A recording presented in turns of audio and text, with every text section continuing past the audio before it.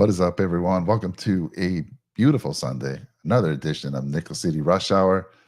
Jake, my friend, got cheated today, lost an hour. Always feels weird, when the clocks move ahead, and hopefully you remembered that. I didn't. I woke up this morning and the wife had to remind me. I'm like, oh, shoot, good to know. I was right there with you. I had no idea until I, basically saw the stove. It said an hour ahead of what I thought the actual time was. So, yeah, I'm right there with you, Mike. Had no idea. Hey, Jake, we're going to get into, top 5 realistic free agent targets that the Bills might go after potentially this week, as a matter of fact, because I think the floodgates open on the 15th, if I'm not wrong there.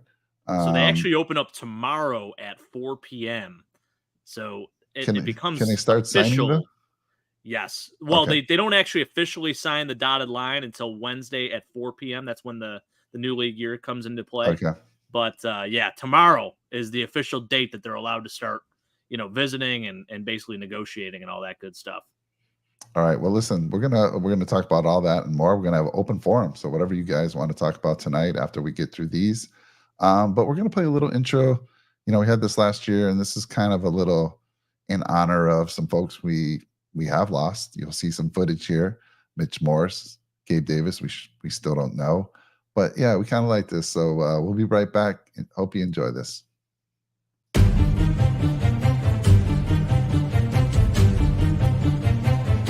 Mafia, circling the wagon, you feel me? Nickel City Mafia, let's go! Josh Allen, quarterback supreme, leading the Bills to the top of the league. Weapons by his side, and that defense hella mean. Buffalo's got a team that must be seen.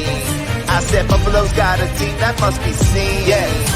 Come on, J17 leading the charge. Buffalo Bills on the rise. Passing game on point, ain't no mirage. Happening right in your eyes, ain't no surprise. Buffalo stacking the QB, Stephon Diggs holding in the pass. Group cars didn't have to go deep. We're circling wagon, just wait and see. From Wyoming to the NFL, Josh Allen's got the skills. Air raid, deep ball, touchdown for real.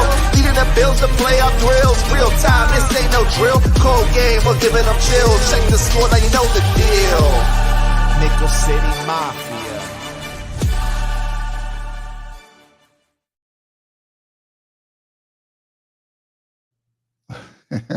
There you go, Weston. I hope you enjoyed the Josh Allen hurl on the Chiefs. There's some Chiefs footage as well.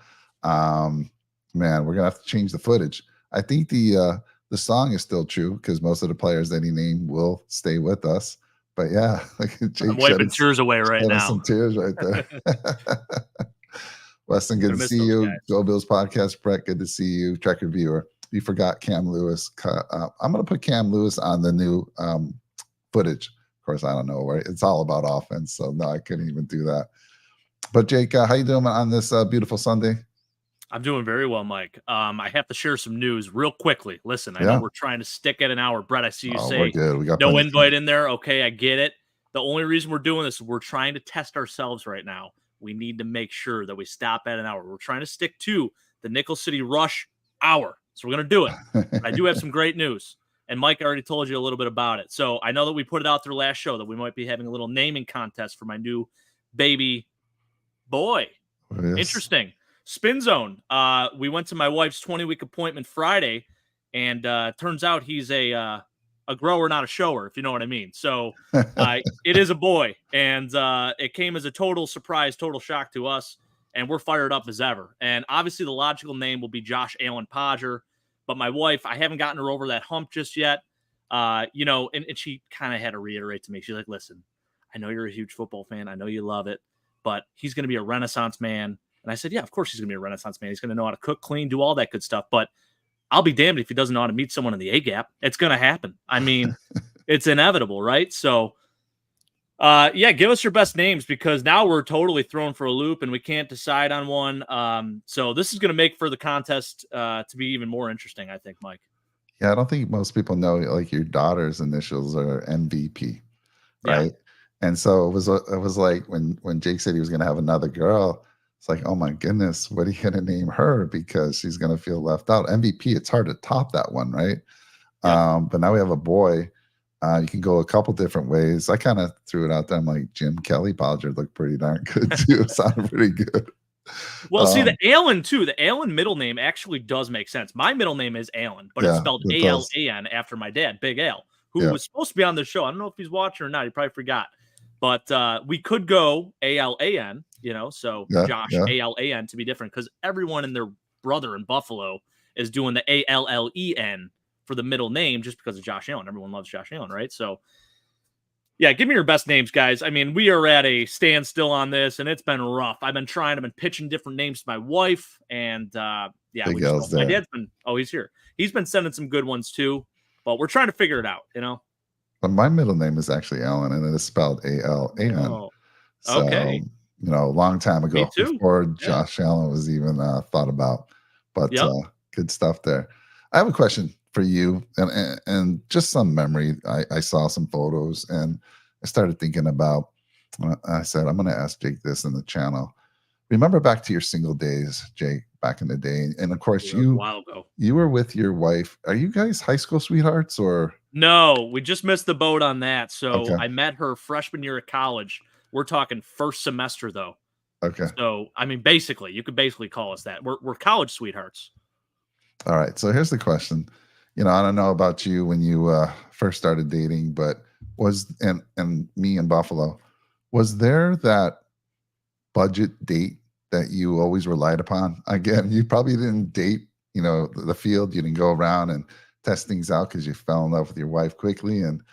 But like, first of all, what was that date you took her on? And again, was there a budget date that you had? Because back in the day, and I'm going to tell you mine, I was working at McDonald's, my first job in Buffalo. I was working there on McKinley Park, I think making $3.35 an hour. And when I got my first date, I'll tell you what it was. It was fun, but it turned out well.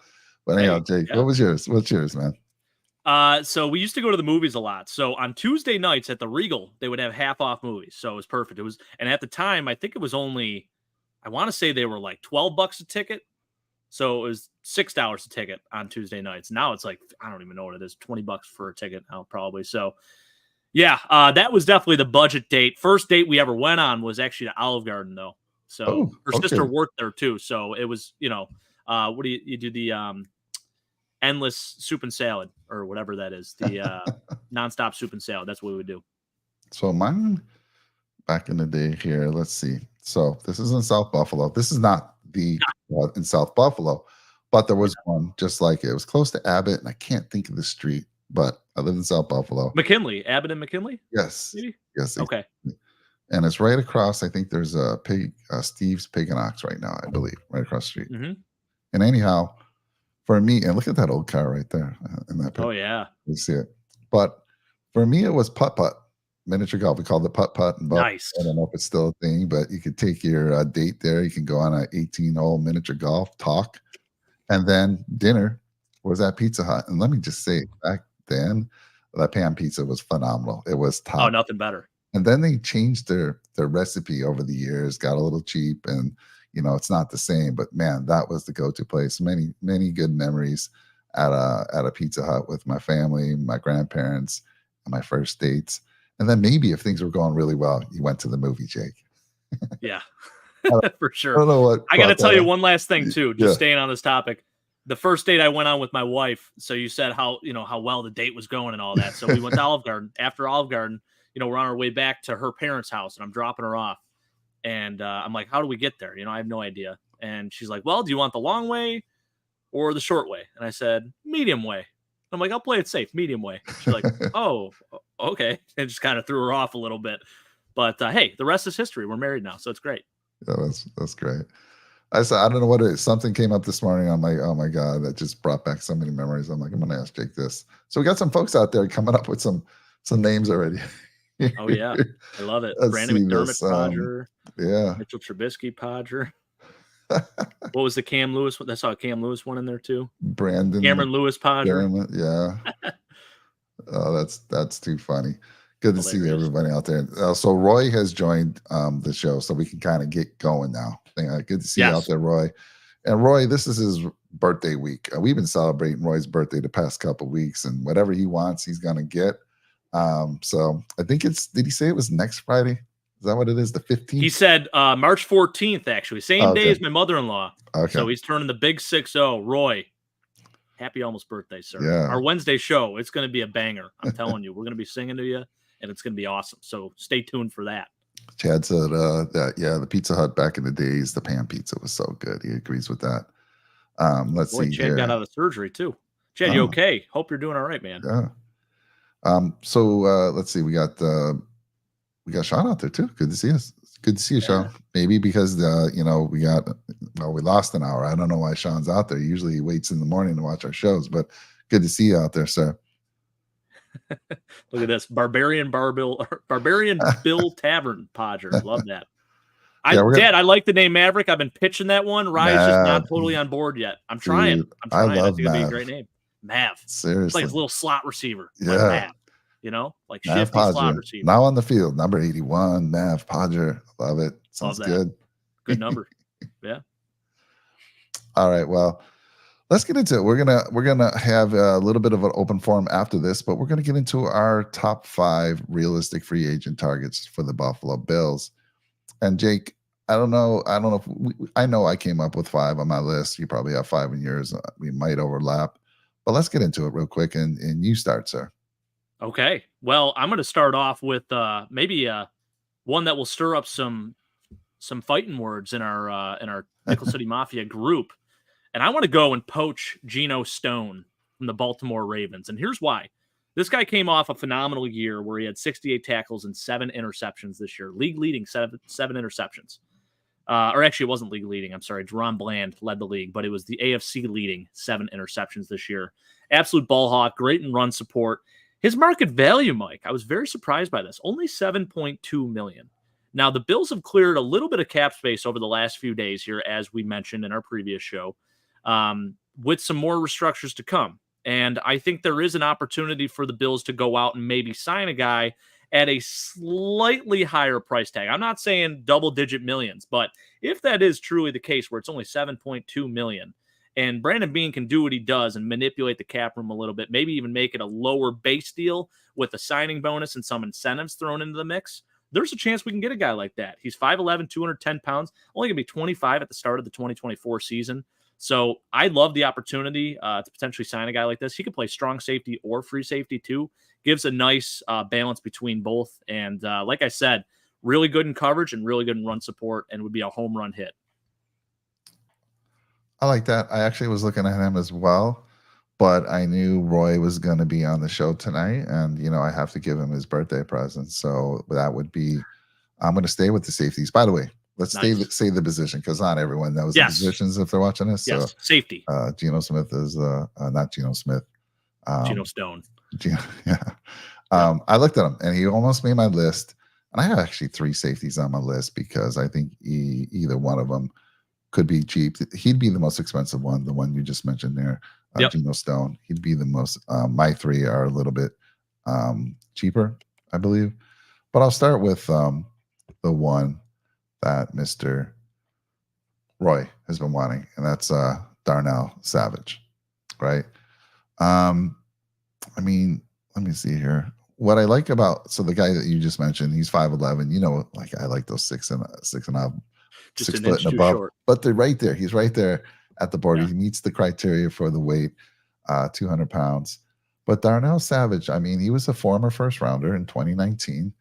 I do like the fact that he's played with Russell Douglas, so there's some good chemistry there as well. Another reason to bring him on. Those 2 play together. He's 5'11" as well. I think right at 200. And again, I'm big on speed. I know there's some guys that run 4.6 something. Not a fan of those guys, but I do like Darnell Savage. He runs a 4.36. His 40 was 4.36. Yeah, he's moving. Now let me ask you this: with the signing of Taylor Rapp, do you consider Taylor Rapp? And again, I was talking to Keith in the Discord here. And by the way, let me bring up this little thing before I forget that'll tell you how to get into our giveaway for Big Stitch embroidery and apparel. So I'll let that play at the bottom so you can check that out. But I mean, in today's the trend, I believe, is to go with guys in the safety position that can play both free safety and strong safety, right? I mean, Yeah. that's kind of the trend. You want to have players that can play either. So you have two of them back there, the free safeties, strong safety. What do you consider Taylor Rapp right now? Oh, definitely a strong safety. Strong safety is your guy that can almost be like a linebacker, really good in run support, not afraid to get dirty and tackle guys. Um, Specifically covers more so the tight end. Whereas your free safety, a little bit smaller, more of like a center fielder, will cover receivers from time to time. So to me, Taylor Rapp, and I think he has been specifically designated as a strong safety when he was with the Rams, he definitely was. So yeah, absolutely a strong safety. All right. So, and that's what I thought as well. I mean, Yep. basically, if you read up on him, that's what where his strength is: run support, and covering those the tight ends and stuff like that. But anyhow, Darnell Savage for me is that ad. I think he'd be fantastic on this team, and he'd be on the cheap. He's only going to be, I mean, he's going to be commanding 5 million per year. That's cheaper Wow, that's than your not guy. bad. Yeah, So I'm all in. Roy, I love that. happy birthday, Roy.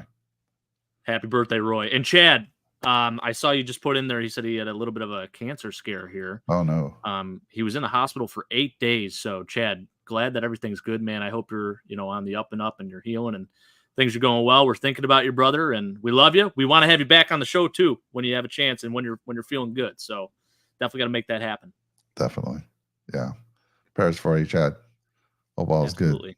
good. Good to hear the news though that you're okay. Yeah. All right, Jake, you're next on the list. Who are we going with? Yeah, I'm going to go same position here. Well, I Oh. guess not. Yeah, same position, little more expensive. And this is my most expensive guy on the list. And the only reason I did it was because I was having a discussion with my brother-in-law and my good friend Pat Egan. Shout out to Pat Egan. He actually gave me this idea, and I promised him I'd give him a shout out on the show. So I'm going to clip this for him. I'm going to send it to him. He wants to go after Justin Simmons. And I said, how the hell are we going to get a guy like Justin Simmons? This dude was commanding roughly around $15 million a season with the Broncos. I think he's coming off like a 4-year, $61 million deal there that he had signed. And it looks like his market value right now is around $11.1 million. So I said, how is this going to happen? Okay. He's also 30 years old, so maybe there's a chance we can get him a little bit lower. So he did make a point here. He said, well, because he is 30, he's not going to want a long-term deal, but maybe a little bit more potential money to earn and a contender, of course, because he's been with the Broncos, which has been miserable for him most likely. So he's thinking we can go in at like 2 years, $15 million with some added incentives. So maybe you do an extra amount to the signing bonus. You say you make the Pro Bowl, you lead the league in interceptions, you get bonuses here. We make the playoffs, you get a bonus here. So there's ways to manipulate that contract, and you can kind of lure him in by saying, hey, we're a contender. We're not the Denver Broncos. We're not that organization that is a complete train wreck. Contrary to popular belief with Sean Cooler right now, I know he's feeling some type of way about this Buffalo Bills team right now, Mike. And listen, Sean, I get it. I understand where your head's at right now. Brandon Beane didn't really prepare us for this situation that we're in with the backup players having to come in with guys switching positions. I get it, man. So this is an opportunity to right some wrongs, go get a very proven free safety. He's 30 years old. Okay, I know he's in his 30s, but he's coming off a really good season again. Pro Bowl season, had 6 interceptions last year, 3 interceptions this year. By the way, those 6 interceptions, 2022, I should say, were only in 12 games. I mean, this guy's an absolute ball hawk, would complement Taylor Rapp extremely well at the free safety position. And I know he's going to be a little more expensive, but like I said, there are things you can do with that contract to make it a little less expensive and a little less of a cap hit for the Buffalo Bills. So had to give him a shout out. Hope I did you well, Patty. By the way, Mike, height and weight, 6'2", 202. Let's go. So, Jake, the title of the show was Realistic Free Agents, right? Realistic, my friend. I know. I had to give him. I had to do the shout out. So, I know we're stuck in safeties, right? And let me just say this: first of all, you look at the free agent market, and we're assuming that Daquan Jones is going to get re-signed, right? That's I'm not even going to mention that he should be re-signed by the Bills. I hope so. Yeah. Right, but it's kind of hard to get excited when you don't have a lot of money, right? It's like going shopping and you just don't have that budget that you wish you would have, right? instead of coming home with the big 55. Actually, now I've seen them now at Best Buy, 85-inch televisions, 88-inch televisions. You're having to buy the cheap, Yep. 50-inch that's on sale now for $350. So it's a little hard to get excited, but there was some really good value, I thought, in the safety room. And I was talking to Keith before this show because Brandon Jones, another safety that I thought would be, again, on the cheap. He is let me give you some information about him from Miami, the Dolphins, by the way. If you don't know, he was a former third rounder, 70th overall. And he's only going to be about $3.5 million, 2-year deal. 6'1", 191. Also pretty decent speed, 4.56. And Keith was saying he's a little bit of a liability in coverage, but keep in mind, I think he was coming off an ACL the year before. So PFF if you like to use PFF, they loved him, gave him great scores. And again, here's a guy that I think could, complement Rapp very well as a free safety. So, and by the way, great run stopper. Again, I find it hard. I don't know, maybe be coached up a little bit, because those Dolphins coaches, they don't know what the hell they're doing over there. So get him over to the Buffalo Bills and coach him up. And again, he was, let's see here, he was drafted in 2020. So he's a young kid. And all my guys are young kids. I don't want any of these old guys, Jake. I'm sorry. 30 years old. No, I get it. I understand. I want the youngsters. I want the youth movement. So let's keep that going. That seems to be a theme this week. But sure. Again, so we've thrown out 4 safeties now. So, and I even have another safety, but I'm done with safeties. I'm not at one more, but go ahead, sir. Well, I just wanted to make one comment about Brandon Jones. One thing about Brandon Jones, in a lot of games, Bills-Dolphins games, guess who was the spy for Josh Allen? I didn't know that. Was it? So, a lot of games, he was designated that man, and it didn't really work out. Obviously, we saw what Josh Allen has done against the Dolphins, but that's a tall task. So for them to have the confidence and faith to put Brandon Jones in there and say, hey, listen, I want you to just follow Josh Allen wherever he goes. I want you to mirror him. I want to bring this up real quick from Weston. I saw him say it earlier. I did not know this. 5 and 95 million, 5 years, 95 million guaranteed. Wow. Yes. Yeah, it was a monster deal. Actually, I'm gonna go through just some of the bigger signings real quick, Mike, just so we know that those guys are off the board. Obviously, Chris Jones was the big one today. Baker Mayfield re-signed with the Buccaneers for a 3-year, $100 million deal. It looks like Kendrick Bourne, who was actually a guy that I considered for the Bills as a potential target, he will be re-signing with the Patriots on a 3-year deal worth up to $33 million. This is coming off a torn ACL too, so pretty big contract for a kid like that. I mean, I know they have a lot of faith in him still, so that's another player. Brandon Sheriff reached an agreement with the Jags to stay there to help them with some cap space. Fletcher Cox retired from the NFL, so him and Jason Kelsey both retiring from the Eagles. Mac Jones got traded today to the Jacksonville Jaguars. That was a big trade that just happened. I believe it was for a 6th-round pick only, too. So the Jags got potentially the best backup quarterback in football, and it wasn't that much of a cost to get him. So, but yeah, I would say the biggest news, obviously, Chris Jones, monster deal, 5-year, $95 million deal, $95 million guaranteed. I'm sorry.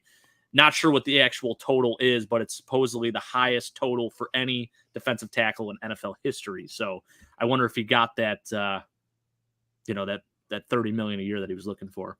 So there's there's the actual one right there. Oh, okay. $160 million for wow. Okay, so it's actually over $30 million a year. That's incredible.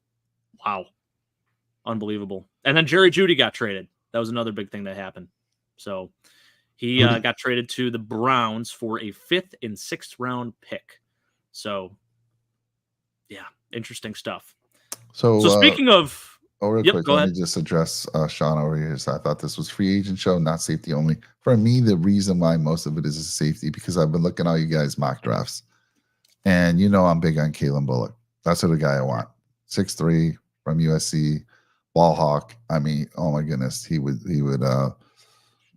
just be amazing for this team. And to be partnered with Taylor Rapp, this dude would be a day one starter. I really feel that strong about him. But based on your mocks, And I just don't know if he's going to be there because, Buffalo wants defensive tackles. We want wide receivers, of course.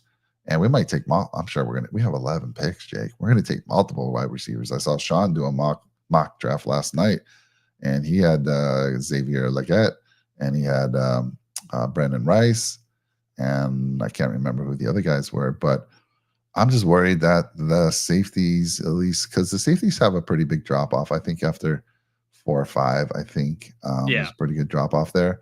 So that's why I'm kind of targeting somebody here, somebody on the cheap, somebody who actually, I think they're not just on the cheap. I think they have a lot of talent that they can, better. They can get better under the Bills coaching staff, and they have a lot of athleticism. All these guys that I'm mentioning, complete. I mean, one of them's huge. One of them's like, and I'm gonna bring that up after yours. But anyhow, you said you were gonna go away from safeties. You're next, sir. Yeah. So I'm done with safeties. But speaking of the receiver position, I mentioned a couple of guys there. One guy I would like to target. This is my most expensive receiver on the list. Is Josh Reynolds, wide receiver for the Detroit Lions. Coming off a pretty solid year. Now, I know it ended on kind of a sour note, drops a pass in that NFC Championship game against the 49ers. But this dude, he's a vertical threat. He can play in the slot and he can play outside. He's 6'3", 194 pounds. And I think even with the Bills drafting a receiver in the first round, potentially, I would still like to go and get a veteran guy who can come in and help out this team and still be a playmaker. So Josh Reynolds is basically substituting for Gabe Davis at a lower price range. So the market value on him, $7 million a year. He's coming off a 40 reception, 608-yard season, 5 touchdowns. Like I said, really nice deep threat, reliable hands, can play inside or outside. And I think, just give us another potential playmaker, a guy that's, played in some big games too, played in the Super Bowl, was a Matt Stafford loved him. Jared Goff loves him. And, it would just be a nice additional target for Josh to get, and a big target. And what would you say his cost would be? Like $7 million a year? They're saying $7 million. I think we can get him for cheaper than that, though. He's 29, so he'll be 29 at the start of the season. He's 28 right now, I believe. All right. So I don't mind that, Jake. I guess I do have a wide receiver on my list, but I'm not a fan of the Bills going out in free agency and signing one, and I'll tell you why. That's fair. We have Andy Isabella to kind of replace Deontay Hardy. Isabella will fill that role, I think, just fine, if not even better. We got Justin Shorter, and 6'4", 220, runs a 4.5. We talked all about him last year. Just didn't get an opportunity. They used the old IR trick to keep him on the roster, but stashed them on IR. We actually even have Tyrell Shavers out of San Diego State. He's a big kid as well. I liked him. He's on our practice squad. So we have these players, and I know we're going to draft at least one, if not 2 wide receivers. And I'm on that youth. If we're moving towards youth, let's get them out there. And I think if you get one of these top receivers, they're in there day one, and we may not even be thinking about Gabe Davis after week 1 or 2. So I see what you're saying. I had one as well. If I was going to go with a receiver, it's not going to be the one up, but I'm going to give an honorary mention to Noah Brown. Nice. Right. I like Noah Brown. Again, Noah Brown would have been they're saying 3.5 2-year deal, $7 million overall. Again, on the cheap. I'm saying on the cheap. I guess I didn't want anyone above $5 million. I tried to keep everything under $5 million, and that was kind of my line right there. But again, honorary mention. I'm not gonna go with I don't want us to go with a wide receiver. I'm curious. Let's catch up on the channel here, and I'll give you my next pick real quick. Yeah. Let's see. Battlehawk has convinced me. He says, time UFL, it's time. And last show, I promised him I'm gonna watch week 1. I'm gonna see what I can do. I'm gonna watch it week 1 and just see how I feel about it and see if it just grabs me from the get-go. And I told him on the next show, on the subsequent show, that I would give him my thoughts. So time for, he's changed his name. This is what, the 4th name now? Time for UFL football. Yep. 4th name in like the last 2 months. Just got these burner names here. It makes me wonder. I don't know what's going on here. He's trying to keep us on our toes. That's all. Roy, how can you have no expectations? Well, it's good. Don't have any expectations. And when he shows up and shines, you'll be like, wow, I didn't see that one coming. Just like sort of Terrell Bernard. I don't think anyone had any expectations for him. And look Yep. what happened there. Let's see. John Robert, good to see you, sir. Thanks for Yeah, just joining us. mention that. Yep, saw that as well. And what's this? Son of a, you're kind of convincing me, Mike. Keep going. Love it. All right. So for me, I'm going to switch over to the defensive line. I mean, we lost Shaq Lawson. No big deal to me this year. I mean, last year he was just, I mean, he played a lot of snaps too. I was actually surprised how many snaps he played. He was just invisible, Yeah. So was Jordan Phillips. And we, you know, when we did our show a couple of weeks ago, just don't see those guys coming back. Phillips was non-existent as well. So I'm like, we got to fill the interior guys, and then we got to get someone on the edge. So a lot of people aren't going to like this, but again, remember my criteria: keep it on the cheap, $5 million and below. And I always feel like I'm gonna bring some jet blood over to the Buffalo Bills here. I know exactly where you're going. I'm gonna start with edge. I know we talked about the other guy, but I'm gonna throw something out there to you. Carl Lawson.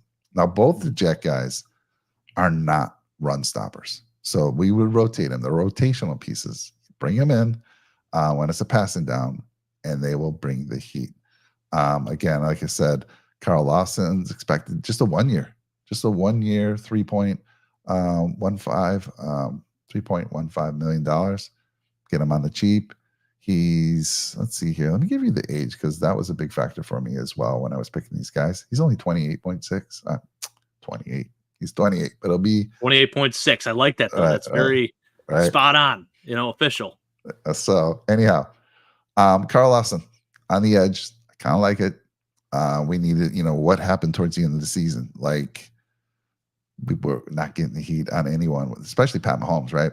Pat Mahomes didn't get touched. Now, Pat Mahomes has a very good offensive line, but man, I just felt like towards the end of the season, everyone was gassed out and we just weren't bringing the heat. So these guys, I think the Buffalo Bills, rotate them in when you need them, like on a passing down, and they'll show up. I got another guy, but it's your turn. So go ahead, sir. Yeah, I like the Carl Lawson pick. I actually thought about him too. I know he's coming off a big injury, but the previous year he had like 7 sacks. So he's been proven to get to the quarterback. Now, he wasn't really worth the price tag that the Jets paid him, but I think with that being said, he is willing to take a cheaper deal, come play for a contender. And what better team than to do it with a divisional rival? So I love that. Very nice, Mike. I will stick in the defensive end room. I'm going to go and grab Yetur Gross-Matos, defensive end from the Carolina Panthers. 6'5", 265. He's young. He's only 26 years old. Market value, they don't really have one on him right now, but he's coming off his rookie deal, and he's expected to take around maybe $5 million a season, which isn't too bad, especially if we can't go ahead and re-sign AJ Epinesa. Now, AJ Epinesa's market value is only $5.6 million, which is absolutely insane to me. I feel like that's undercutting it quite a bit. But if we can get him for that, I would say do that in a heartbeat. But if we can't, this is my other option. You know who Yetur Gross-Matos's pro comp was coming out of college? No. By the way, Penn State. He's a Penn State guy, which I love. Aaron Schobel. So nice. Absolutely love that. And that's exactly who he plays like. Not the most notorious guy, like not the most notable guy on the field. Doesn't say a lot, just kind of gets down and dirty, does his job. Coming off a 36 tackle, 4.5 sack season. Athletic kid. I think he had like a 37-inch vertical, something like that. But decent numbers at the combine to show for. And, he's shown his athleticism throughout his tenure here in the NFL. So I would love to get a guy like that. I think that'd be a great pick for the Bills. Sean's going to say he stole his pick because that's who he had on his mock draft last night. Who's that? The gentleman. I can't even say his name. The gentleman you just mentioned. Yetur Gross-Matos. Yep. Yeah. Yeah, Sean. I'm with him. I'm sorry, Sean didn't mock him in the draft, but they talked about free much. Agency. Right. Yeah. They talked about free agency. I didn't even hear that part. I had it on low, Sean. I didn't hear that. I'm sorry. Dude, they got through in an hour. This is why they were giving us a hard time. I know. We talked about what went down with all the folks that we lost. They talked some free agency. They did 2 mock drafts. The second one, they pushed it over the hour just by a minute. But yeah, Sean actually on free agency said, go after that gentleman right there. And Battlehawks disagrees with me. He says Von Miller last year. Come on. No. Not that bad, okay? No way. Let's see here. I'm checking out something real quick. Yeah. So again, like you said, Lawson coming off of an injury. So on the cheap. And like you said, prior to that, he had 7 sacks, 5.5, 5. So rotational piece. So now I'm going to go over to the inside, the interior. And that you're going to be like, what's going on, Mike? You loving these Jets. But we talked about this guy, Quentin Jefferson, right? He actually played for the Bills. I think it was back in 2020, which you were surprised about, or you didn't quite remember at that point. But, he's a 5.5. He's been averaging 4 or 5 sacks a year, 5.5. I think he had last year, 4.5 the year before. Again, rotational piece, not a good run stopper, but you bring him in on a passing down, guess what? You're going to be getting some heat that you never got before. So anyhow, they're just depth pieces, Jake. I feel like all these guys are depth pieces that we're talking about, but we need them. We need these depth pieces. So yeah, I agree with you, and I think that's part of the reason why I went a little more expensive at the safety position. Those are guys I'm willing to make a free agency move for. It seems like the younger the safety, I mean, obviously in this defense, it's a little more complex, and I feel like having a veteran there is better than going and drafting a safety. I want to draft guys that are up front or playmakers such as wide receivers. So to me, I feel like we save the draft picks for that. And if we're going to make a move or a splash play in free agency, it's at the safety position. So I would love I'm that, with Jake. you. I would love that for sure. And again, if they do, I wouldn't be surprised. I mean, how surprised were we when they took Von Miller and dropped all that money on him a few years back? Know. Right. So I would love that. And I do. I'm concerned about safety. That's why I had most of the safeties on my list here. And I have another one, which I finished with. So sure. Yeah. My turn. I got one more. I got one more. Go ahead, sir. Yes. Let's finish so it up Nick here. Westbrook Akina, wide receiver for the Tennessee Titans. It's a name that probably not a lot of people are like, oh, that's a guy that I'm going to go get. But he's had some nice splash plays that are in Tennessee. 6'2", 211. He's going to be 27 at the start of the season. His market value only $2.5 million. He had 28 catches, 370 yards, 3 touchdowns in only 14 games. He is coming off a season-ending hand injury, which is why his market value is so cheap. But he's got strong hands. He's an explosive player and a bigger body player, too. He can play in the slot or outside again. He's more well-known for playing in the slot, but did some really nice things in Tennessee and a guy that I would like to maybe target. Again, I think the Bills are definitely they should go get a first-round wide receiver or a second-round wide receiver with first-round talent. But in addition to that, bring in like a veteran receiver in free agency as well, a guy that's not going to break the bank, but a guy that could still give you a little bit, such as a Gabe Davis, but at a cheaper price. All right. And sorry. Let's see. What's the initials I should give him now? Time for UFL football. I'm just going to use his original Battlehawk name. And Battlehawk. I know. I missed with whatever he says. Finally, I disagree with Mike. Unbelievable. So again, because safety, you just talked about it. I would be great with getting a safety, secure that spot. But if you don't, we've already mentioned a few others here. Like when I say secure that spot, either in free agent, paying up top dollar, fantastic, or go after some of these guys early in the draft. But my last guy is, again, a safety. And I'm like, and this has been mentioned, and I apologize. You guys I know, first of all, I want to appreciate all of you. You listen to the Red, White, and Ruthless. You listen to the AFC Summit. You hear on us on a rush hour, and you hear a lot of the same things. That's why we're looking to switch it up sometimes. But Jeremy Chin, the more I research this guy, he's like James Williams. I can probably get a James Williams out of except Miami, I think James Williams in the draft. Dude is 6'3", 220 pounds. He's that hybrid guy, which is what I was concerned about with James Williams. However, runs a 4.45, Jake. Yeah. 4.45. And I don't know what's happened. He's a former second round in 2020. He was the 64th pick overall. He's only 26 years old. But I hear the defensive coordinator over there in Carolina, he's just not fitting his scheme. And again, do you know the name? I just looked up the guy's name and I'm forgetting it right now from Carolina. I actually the don't defensive know. coordinator. Yeah, I don't have it off the top of my head. It's Got to do some push-ups. Jira something. I'll find it in a second. But anyhow, it's not been working out. And this kid, I mean, there's just size. And again, I didn't like the fact that James Williams ran a 4.69 or something like that.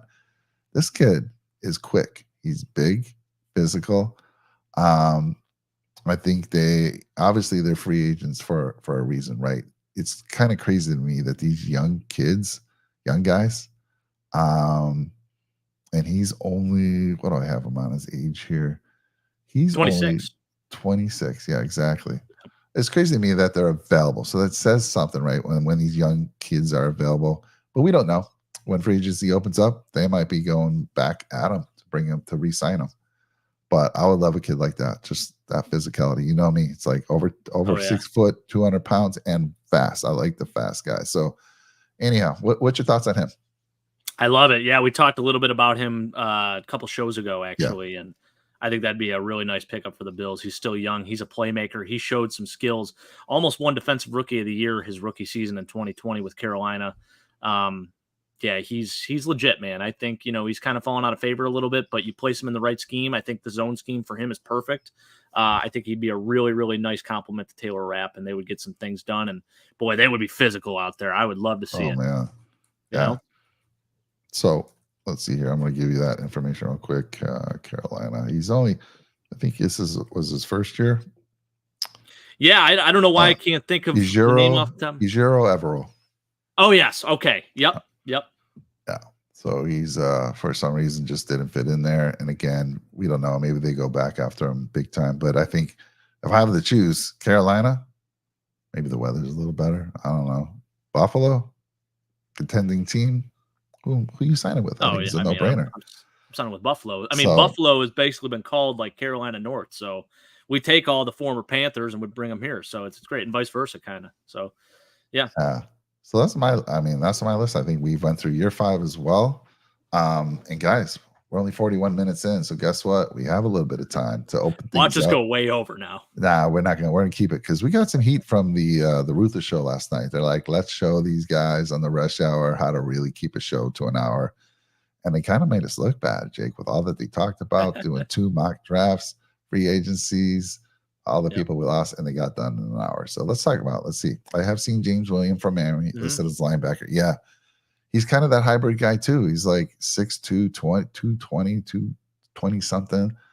He was just slow at the combine. I mean, he ran like a 4.6, I want to say 5 or worse. Yeah, it was a little bit lower. Which kind of like backed me off a little bit. That's what I was saying. I think on the last show, I was like, it's more of a linebacker there. So yeah, he's a poor man's Thomas Davis, I think, honestly, James Williams. I don't think he's going to be at that level, not even close, but I do like the kid. I think he could fit in some defenses. You could see him as like playing almost like Mark Barron too, how he was a convert from safety to linebacker, played in that Rams defense for them for several years. That's another name, but yeah, by the way, Chad, I know you asked whether the Bills are still over the cap if they got down. So with all the cuts that they made, they saved around $35 million. And then with some restructures, I believe they're still a little under it, or just over it rather. So there's still some moves that are in the future to make. There's a rumor that Deion Dawkins is going to be extended. He posted something kind of cryptic to his Instagram. So we'll see. But look at Roy here. All right, what's the hour goal? Y'all got hot dates. I don't know, Roy. You've given us a hard time in the past. Like we're going 2.5 hours, 2 hours, and honestly, a lot of folks they stop watching these shows after about 20 minutes. If you go look at all the averages, but not our folks, not our the guys out there. But yeah, we're just trying to let you get to bed a little earlier. How about this? Pat Mahomes texting with Xavier Worthy recently. Come on, Weston. Please stop bringing that stuff up. I mean, if Worthy, I mean, God, Tyreek Hill 2.0. Yeah, honestly. With Mahomes with a better attitude. Oh my goodness, that's scary. So we better draft him. We're before the Chiefs. Let's go. Let's get him off the board. But it's going to be hard to, you're just not going to be able to stop the Chiefs from getting a great receiver if that's who they want. There's so many good ones. They're going to get one. See, now people want us to go longer. You know, like now we're battling two evils here. This is tough. I know. And we could go for 10 hours. I know we could, and you'll see some of those shows on the free agency. I'm not sorry, the free agent on draft night. We're gonna go live, maybe for the whole first round. That's gonna be fun. Go for 2 hours. Who cares? More football talk, says Keith. Some of it has to do with the wives, stuff like that. The family. For me on the West Coast, it's only 6:46 right now, and family's like, Dad, when are you gonna be done? When are you gonna done? We eat dinner late, but hey. Anyhow, let's talk about some other things here. Open forum to you guys. Let's go. What do you want to talk about, Jake? Anything That's you not want? Going to happen. That's not going to happen. I'm telling you right now. The Bills are going to scoop him up before you have a shot. I'm telling you right now, Weston. If it doesn't happen, I'll be pissed. I still say this, Jake. I still think this. I think the Bills are going to go DT in the first round. I just think so. I think, and my reasoning. What do you think? Is, well, I mean, they're going to go Sweat or they're going to go Byron Murphy and move up the board to get him if they can. I know they talked to him. I don't know if they talked to Sweat. Did you hear anything if they talked to Sweat? I think they did. Yeah, I want to say they had an interview with him. Yes. Yep. I think they're more, Byron if they're going to trade up, they're more likely to trade up for a receiver, not a defensive tackle. I feel like Brian Thomas Jr. would be in the mix if they're trading up. I could see that. If he was still there and they could go up a few, I would love to have that as well. Because I don't know. Sweat's going to move up the board. I think to fall to us in the second round is going to be tough. What about us getting cheated out of a third rounder? Thought we all had a third rounder, 99. We fall to, what is it, 115 now? Fourth round? 133. 133. So we're talking 44 picks behind where we originally thought we were going to be drafting. So not only do we lose a third round pick, we have to move 33 picks back into the fourth round. Awful. I hope Bean takes that and a couple other of those late rounds and just kind of helps us move up. Let's get a third rounder because that really does suck. By the way, I do love Dr. Pepper, Battlehawks. Big Dr. Pepper guy. My father-in-law, that's a vintage sign that he found at an estate sale. There were quite a few of them, and he was able to scoop one for me. So one of my favorite, most prized possessions right there. Phenomenal. My son, that's all he ever wants. Dad, give me a large Dr. Pepper. That's great. I'm okay with it. It is the best if you ever were to try to get on a diet and you still need to drink soda. It's the best tasting diet soda. It tastes exactly like the original. So I agree. With that. Let's see here. Let's see. Weston coming out here. Well, let's go through some questions here. I would have wanted KC to get a DT if the resigning had not happened. So they see a wide receiver in the first. Was there any doubt, guys? I mean, did you guys have any doubt that he was going to sign with you guys? I mean, Jake and I were talking about it. Like, why would he? I thought he even might get. Now we talk about the hometown discount. I'm not a big fan of people saying, "Oh, they're going to give you the hometown discount." First of all, is it really his hometown? In most cases, no. But Chris Jones has been there long enough. He has a chance to make history, go for the three-peat, and he's just had a fantastic career there. Why would he want to go anywhere else? Think about it, Jake. Other than the Bills, it's the only place he'd want to go. Yep. But that's right. Yeah. Let's see here. By the way, Jake, now that Jones is re-signed, the vibe now is L'Jarius Sneed is going to be traded. That would be huge, man. You guys could definitely get, I would say you can get a second rounder at least out of that. I know they're a little more stingy nowadays on draft picks, so I would say at least a second rounder. Probably could get a first for him, honestly. He's still young. Yeah, and Roy's saying, I can see being trading into the third round. By the way, I read all these because, and we got to do a better job with this, Jake, because somebody told me, like, they're in their car, and we don't read what the folks are saying. We kind of just react to it or answer. Yeah. So Roy says, I can see being trading into the third round. Trading up in the first might cost too much considering they don't have a third rounder. Hey, Roy, if the right guy's there, I mean, they could give away a pick next year. Seriously, if a generational talent is there for the taking, make the move. Yeah, I would agree. I've done several mock draft simulators, and oftentimes I am trading back. I'm acquiring those 2 picks from the Giants, 39 and 47. That would be pretty nice. But they're just simulators. You never know what these teams are really thinking. But Mike made a good point. You could pair, one of next year's draft picks with this year's and then move up. So that's always an option. But I'll hawk you with me. You know this, right? I don't want these short guys like at 6'1". I'm okay with him because he's a big dude. He's 220. He makes up for it with his weight. So I'm okay with 6 and over, 6'4", even better, sir. I was going to say, what about Xavier? I mean, he was listed at 6'3", measures in at 6'1", 221, but just he's DK Metcalf, AJ Brown, DK Metcalf, you name it. Oh yeah. Then I said like that, right? That's Yeah, you did. I'm Yeah, perfectly good with it. I'm good with him. Yep. For sure. Let's see here. I agree. Keith, get their money while they can. Yeah. So, the hometown discount. That, like I said, I was mentioning that again. I mean, for me, look, Dane Jackson. I think somebody said, maybe you, Jake. I don't know who it was, said, we can get him on the home discount, right? He's going to probably command about $4 million. We don't know. But for me, if I'm getting paid $3 million and a team offers me $4 million for a 3-year deal, and I become the starter, that's a lot of money. It's $1 million. Sure. I'm taking it unless I'm going to a crappy team like the Dolphins. I know Keith's on here. That's the only reason I'm saying that. Just kidding. But unless you're going to just some garbage team, right? And I don't know, Carolina maybe, somebody like that. Otherwise, I'm taking that money. Sorry, man. Got to make some money. I get it. NFL stands for not for long, so exactly. Let's see here. Check reviewer. I would like the draft go like this: Sweat, Fisk. Oh, he's going back to back in the DTs. Whew, love it. I am good with Rice. I am convinced. I've researched Rice. I know Jake is hesitant on him.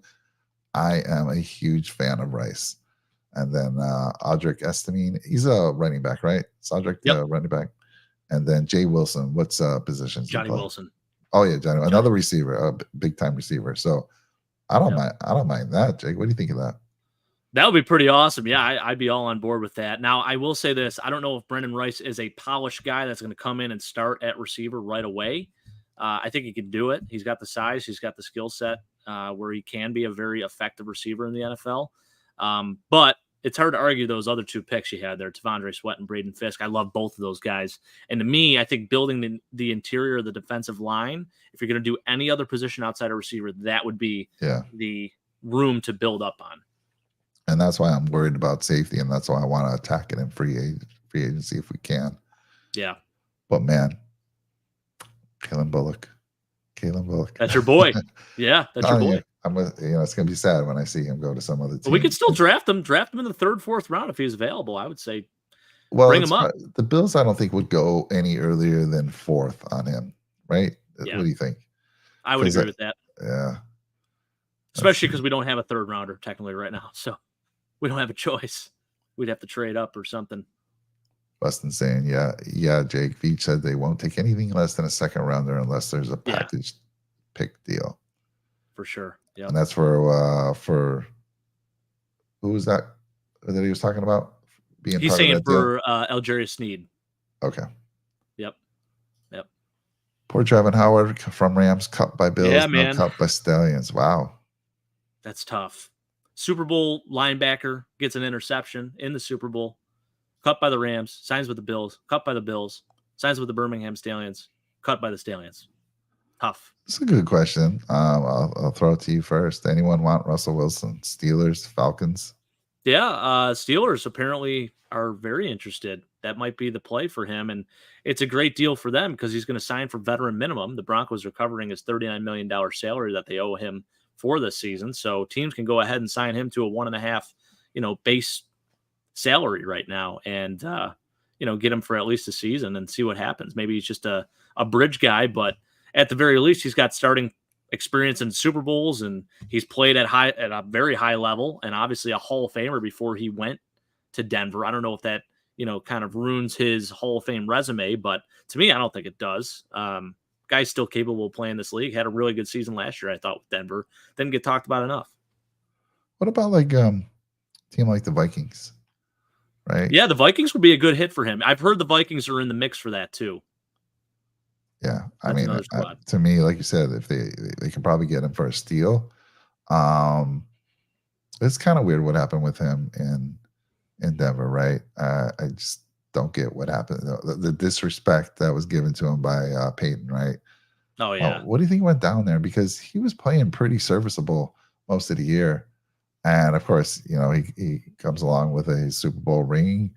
Um, I don't know. I just heard some things that he's not a great teammate. It's the only thing I've heard, right? Have you heard that as well? Yeah, Mr. Unlimited. Yeah. He's not. He's very limited, unfortunately. That was the big knock on him in Seattle too. He had his own trainer, own like way of doing things basically, and it kind of rubbed some people the wrong way. And I feel like him and Pete Carroll kind of fell out of favor with one another as well.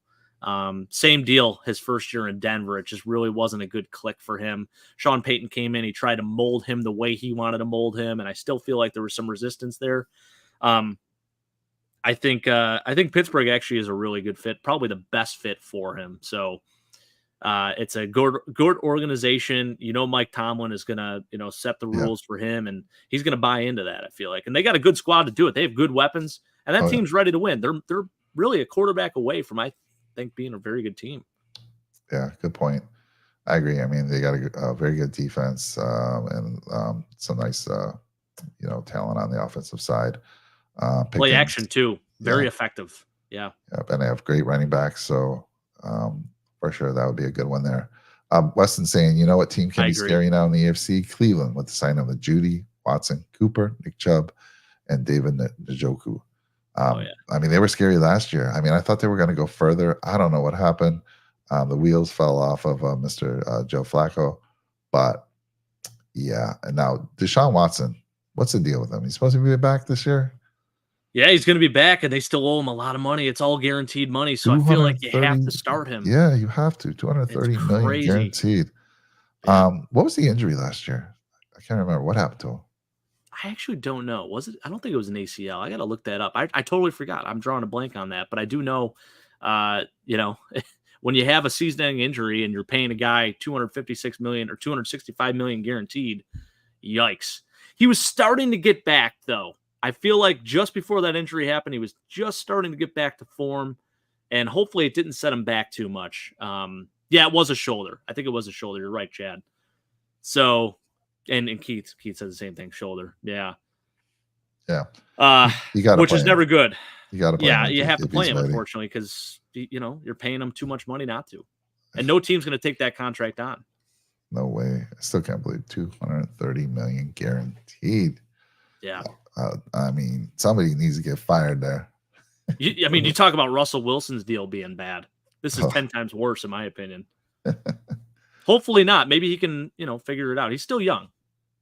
Yeah, no, I think Cleveland, like I said, they get a decent quarterback. If Deshaun Watson comes back and is anywhere near what he can be, we saw what they did last year. I mean, they've got both sides of the ball really strong. Oh yeah. Jim Schwartz did a fantastic job with that defense too. Yeah, I get it. I think there's a lot of people that still are just counting on his downfall, and I get it. I don't think he's ever going to get those people to come back on his side. But yeah. Keith says Hydra masseuses. Yeah. Yeah. I mean, when you have that many women come out and accuse you of that, I feel like one of them has to be right? I mean, yeah. Or maybe it's just a stockpile. Who knows? Our friend Trev from the Irish Bills Mafia was a Cleveland fan.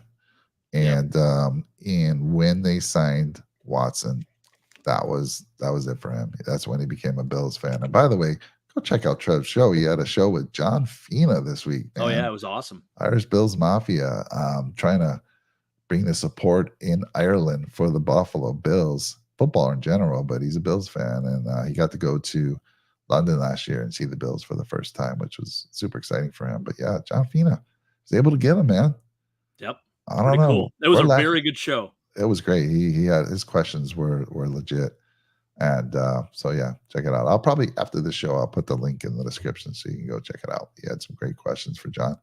We're doing a bad job, Jake. I mean, we need to reach out to John. I don't know why, Eric Wood. I tried to reach out to Eric Wood. I'm like, nothing. Didn't hear anything from him. Maybe you would have a better chance because you met him. Yeah, I'm going to reach out. I'm going to reach out to him. Actually, I already have reached out to him. I didn't get anything back yet. Reed Ferguson, that's another guy I'm trying to get on. So we're definitely going to make it happen. I mean, we already had Andre Reed on, so it's time to get another Buffalo Bill on, whether it's former or current. Yeah. Weston says this might be a negative take, but I don't think the Bengals are going to be as good as everyone thinks. They've lost a lot of key pieces on their defense, and I think DJ Reader is a free agent. Yeah, that's right. I agree, actually, Weston. I do. Innocent until proven guilty, says Battlehawk. That's right. And guess who got Matt Ariza? Weston and Chad. You guys, your Chiefs went out and signed him. Yeah. That's your Tommy Townsend replacing it. Yeah, that was again. I bet that he would not have, even if the Bills went to him, he would not have wanted to come play for the Buffalo Bills. Yeah, he thinks they did him dirty. Mm-hmm. I mean, it was a tough situation. We remember that like it was yesterday. It was a tough situation. That was rough. But you got a hell of a kicker, man. That's right. Ever tried Thurman or Kelly? I'm going to try it. I could try Thurm. I mean, Thurm knows us pretty well personally. Oh. Well, he did at least back in the day. Yes, that's true. That's right. I've heard the stories, and that's what Big L's saying. Oh yeah. So look at that. We exceeded our hour. We're good. We're good for a couple more minutes. If anyone else, get Micah Hyde on the show. It's just hard. It's like if anyone knows, contacts, because I feel like they want to get their agent involved. They want to make sure what they're doing is good for their career. They're not going to do something silly. So there's a lot of like layers to get through to get someone on the show. Retired players, that might have to be the thing that we got super lucky with Andre Reed. The only way we got him is because the guys that do our fantasy football show, Chris, had a contact. It was a big game travel, and they were setting up a trip. They were going to cover all. They had a package to go to London, and Andre Reed was the face of that package. Like you got to hang out with Andre and all that, and they wanted to promote it, so we were able to get him on, and it was fantastic. By the way, San Diego has what's called the Padres have Fan Fest, and it's at the end of this month, and they're going to have it's a whole day. They have lots of events going on, but one of them is a celebrity charity softball event. Andre Reed's on one of the teams. Drew Brees is on one of the teams. Nice. For your YouTubers out there, your young YouTubers, FaZe Rug.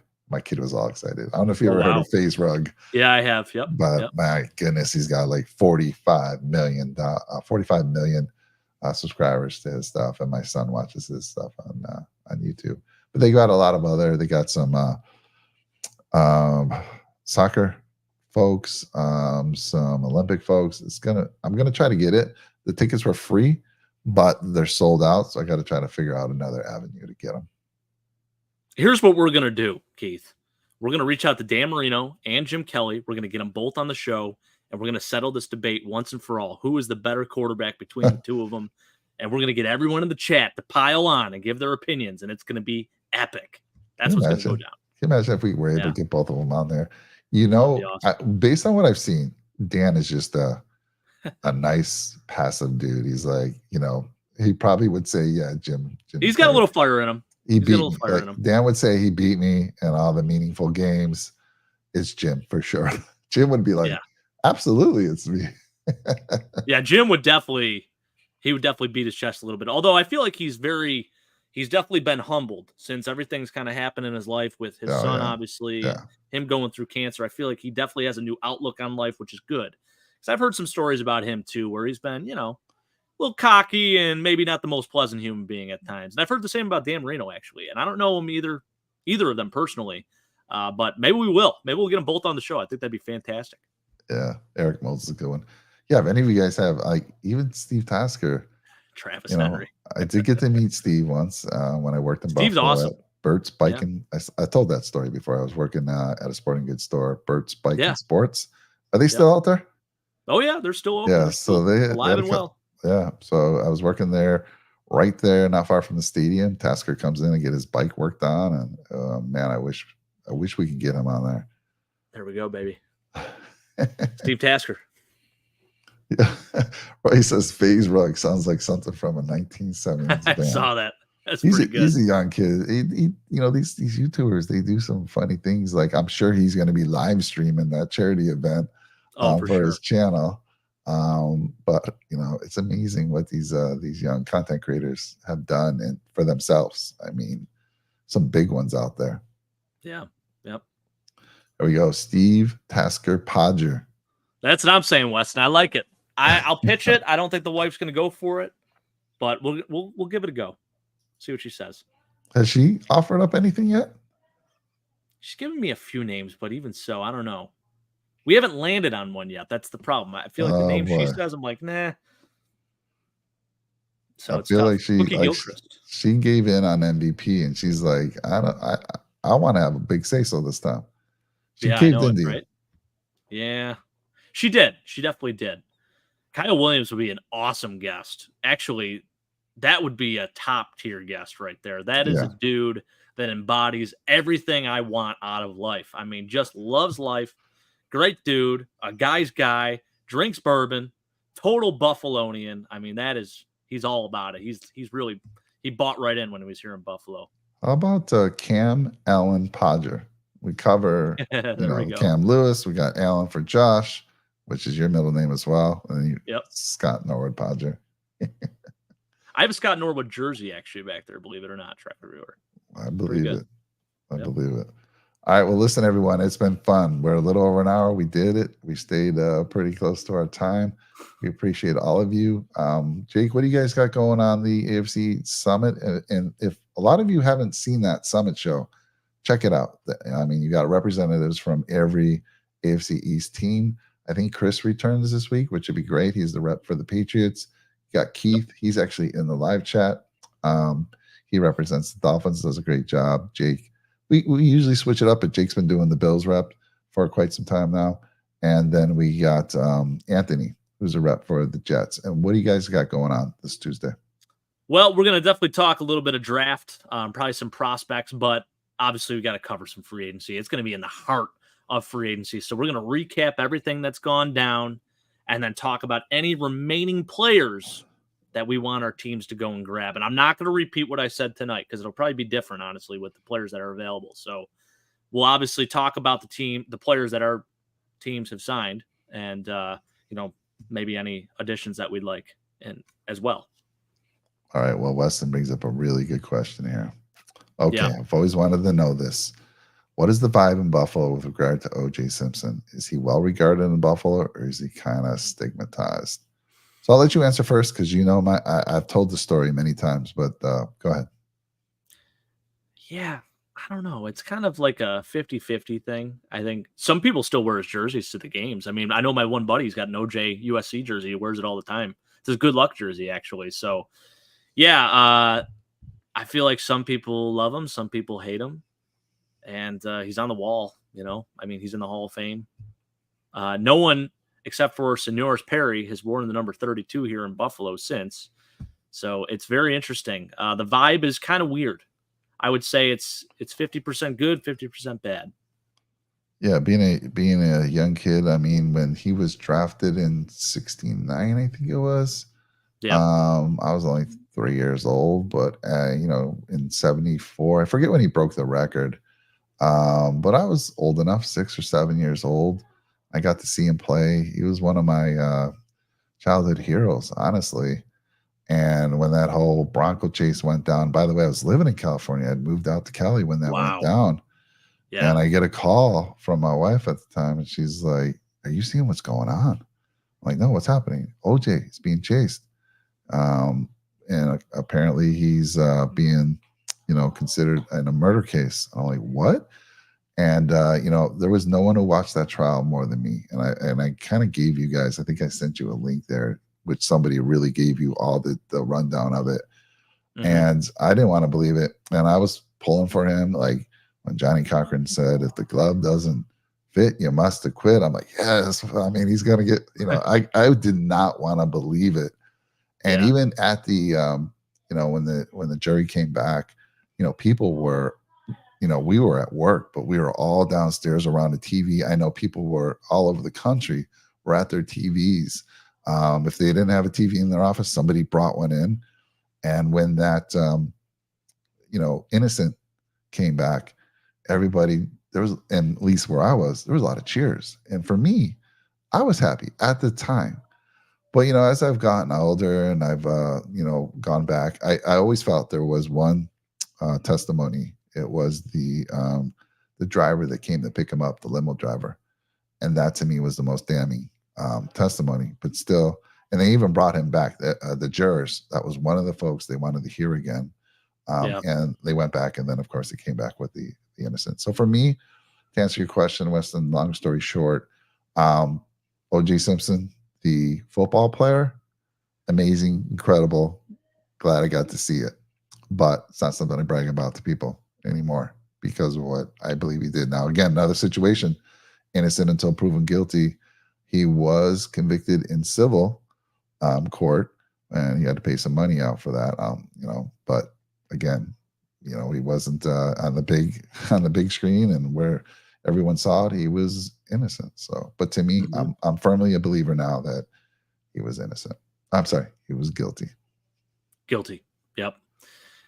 Yeah, I mean, it's hard. And then he writes a book, If I Did It, and all these other things. It's like, come on, man. And then he ended up going to jail for like burglary for stealing his Heisman Trophy and some other stuff. I mean, just like, but he is a great follow on Twitter. I got to say, some of the stuff that guy comes out with is unbelievable, off the wall. Yeah.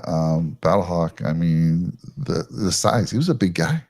He was a big dude, and he could run like a deer.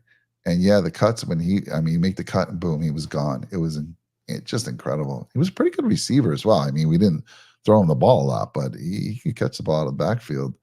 But then he had the electric company on the offensive line, and just amazing. I mean, he broke 2,000 yards in 14 games, I think it was back then. I think that's what the record was, and I don't know if anyone's ever done it again in 14 games. I know they've done it in 16. Nope, has not been done. And now 17. But it's an incredible feat for sure. I got to go to Rich Stadium and see him in a game. I think it was 74, 75 that somebody took me. But that I know. Awesome. That was kind of shout out to Jim Braxton. Oh, Braxton. Oh, yeah. Sorry. You brought that up. Name. Yeah. Big fullback. Oh, yeah. Buffalo. Gotta love the fullbacks, baby. I know you do. I know. Let's see here. How about this, Keith? OJ lost the civil trial. Unrelated, I heard there's a game-worn jersey of OJ on eBay for $5 right now, Keith, or sold for $5. Because that would be, I'm going on eBay right now and buying that. I'm sorry, Mike. You'd have to do it. You'd have to. Right? Right. It's a great conversation piece. It really is. It is. Yeah. And people are talking about, should he be taken off the Wall of Fame? It was a joke. And somebody said, will he be taken off the Wall of Fame in the new stadium? Yeah, I don't know. I don't know. It's a good question. It's a good question. Thanks, Battlehawk. It's the makeup team that I have before the shows. They come in, they do a fantastic job. They can make anyone look a little bit younger. You've seen the movies, right? They're able to do it. Oh, yeah. Mike does live just outside of LA, so it makes sense, right? Yeah. He's got the makeup artist, probably not too far from the house. Fly over and take care of him. He's good to go. Yeah. Yep. Yeah, I heard OJ needs the money, is what Keith's saying. Wouldn't be surprised. Yeah. Weston saying it's like Jackson Mahomes with us Chiefs fans. Yeah, well, I mean, outside of the fact that OJ is literally a Hall of Fame running back, I mean, this guy, he should be celebrated, but I think this just really puts a big scar, obviously, on his reputation. And yeah, it is 50-50. Like I said, I feel like some people love him for the running back that he was, but obviously his antics off the field and, literally, I know he's proven not guilty, but, there's a good chance that maybe he did do it. That's just, it's hard to, doesn't really sit well with a lot of people. Because he was found innocent and because of his accomplishments, I don't think he should be taken off the wall. I don't know if I pivoted from last time, but now that I'm thinking about that, if you're just looking football players, and at that time, he did a lot for the community. Remember that. He was in broadcasting too, wasn't he? He was doing broadcasting and all that. Broadcasting, commercials. I still remember him doing the Hertz commercials, running through the airport. It was fantastic. Nice. And he did some movies. But and then something happened, and who knows? True, Roy. Let me say this, Jake. I mean, maybe it's concussion, right? Yeah. Over the years, it changes people, man. Things look what happened with Junior Seau. Who knows? Who knows what him playing football did to his mind? True. But Roy does make a good point here. He did get convicted of armed robbery and kidnapping. Yes, so yes. So that later down the ruins road, it. right? After he had already Yeah. been all that he had went through, and again, I'm not saying he's a good guy. I say he's a bad dude. Right. But I got to look at his accomplishments back in those days and what he did, and no one's been able to do it in 14 games. Yeah, and Jackson Mahomes, man, it's tough. Tell me what's his deal on Jackson Mahomes? I don't know anything about it. Well, he's just an idiot. He's a TikToker, and he just feels like he's entitled to everything. I mean, he'll walk into bars and just, feel like he's owed a seat, even if tables are full. And I think he was involved in like a sexual assault case too, not too long ago too, where he like groped a bartender or something like that. And just the stuff he does, it's just disrespectful. It's arrogant. I think it rubs people the wrong way. I'm not a fan of him either. Feel bad for Pat Mahomes. I did hear though that Jackson Mahomes during the Super Bowl parade, when there was the shots fired and all that, he was actually helping some like little girl or little boy, like, kind of consoling them and making sure that they got back to their families. So I guess that's at least good. Hopefully he's heading in that direction and turning for the best, for the better. But yeah, I mean, otherwise, not a whole lot of good coming out of that. I've never heard of that, so I didn't know Pat Mahomes had his younger brother, Jackson. Don't even Google younger him. or older. He's younger. He's like low 20s. Yeah. Wow. Yep. I definitely will have to check this out. This is news not, to me. Oh yeah, I'm sure Jonah knows who he is. So he's a big YouTuber. He's a TikToker. TikToker. No, Jonah's not a TikToker. Okay. Thank goodness. Yeah. Right. Yeah. Yep. Listen, we don't like him. By the way, folks, we appreciate your support, and I'm not saying we're ending right now, but I would like, your ideas too for future shows. You see all the shows that we have on our channel. Some of them overlap, and on the rush hour, we've been trying to do some different things. You always have us talking Buffalo. There's 100%. We always start the show with Buffalo, but want your guys' ideas too. Help shape the channel, bring the content. If you're happy with what you're getting now, fantastic, love it. If you see something else could give us an edge, let us know, man. We're open for it. We're down for that all day. Spencer Rattler, if you're saying who's better. Do I want the Bills to take him? I would say no, just because we did go ahead and sign Mitchell Trubisky as our backup quarterback. So actually think we upgraded there. Kyle Allen, obviously people were kind of in their feels about that last year. Mitch leaves us, goes to the Steelers. We bring in Kyle Allen as the backup. And, when you factor in either him or Case Keenum, people are kind of like, I think I like Case better. So I know people were kind of up in arms about that. And, yeah, I would say between the two, Spencer's better, but I'm not going to go ahead and take a quarterback in the draft this year. But love that Mitch is back. Yeah. Weston says we should have an overall AFC episode. We got Baltimore coverage. Will do that. We got Chiefs coverage now with Chad. Chad's a natural. What about you, Weston? Are you a camera guy? Would you get in front of the camera, talk about the Chiefs? You have That'd be fun, man. Great takes in the chat, and you're always at the gym working out, so you got to be looking pretty buff. That's right. Talk about the Finns. Well, Keith, we already do a little bit of that, man. We'll have you back. Actually, here's what we're gonna do. Maybe we'll do a full free agency recap show. We'll have Keith on. We'll have Rick and Chris on representing the Ravens. We'll have us on talking about the Bills. Maybe Weston and Chad on talking about the Chiefs. I mean, those are the juggernauts in the AFC, right? Yeah. Not according to Keith. But maybe. I don't know. Keith is the most down-to-earth Dolphin fan you'll ever find. And I think I saw him. It was either the last show on the Summit or the show before that, where he said Dolphins aren't a contender this year. Yeah, it won't be a contender. I almost Yeah. veered off the freeway when I heard that, and it wasn't a good thing. So Keith, we need to have a conversation because I'm not sure why you'd be saying that, but okay. Who knows? Things could change. I don't think they have a second rounder this year, right? I think it's a third. Second or third, right? They're missing. Yeah, because of the tampering with Tom Brady. He says they're due for a regression. Yeah. Well, yeah. Let's see, Battlehawks. Yeah, definitely restructured Dawson Knox. That's another name. So Dawson Knox and Josh Allen. I'm surprised we haven't heard anything about those two yet. Apparently, Josh Allen might be at the Oscars tonight with Haley Steinfeld. Not sure if that's going down, but Anyone seen check him? in on that. Any Josh Allen sightings on the Oscars yet? I'll have to check Twitter after this just to see. But Haley Steinfeld, God bless you. So, Great okay, woman. so Haley Steinfeld is a singer, right? No, she's an actress. I Is think she? she's also. I think she is a singer too. She does both. Okay. Yeah, I know she's a She's singer. I know she's a singer. she's in Spider-Man, the one Spider-Man movie. I think she does voice acting in it. Only for you would the, know that. Only you would know that because you follow Josh and you want to check out like what's his girlfriend doing here. Oh yeah, got to protect my boy at all costs. You just got to make sure. This is like when you meet the parents. This is meeting me indirectly. He doesn't care, but That'd be interesting. I would imagine they'd show Josh Allen, although the Oscar world would be like, who's that guy? That'd be funny. That's what they would think. Who's that dude? Yeah, true. Is he acting somewhere? Well, he's on commercials. Yeah. So what did you think? So I think Sean and Brett brought this up. What do you think about Josh doing commercials for Buffalo Wild Wings? What the heck? Biggest mistake he's ever made in his entire life. He knows better. Josh knows that Bar-Bill has the greatest wings in the entire world.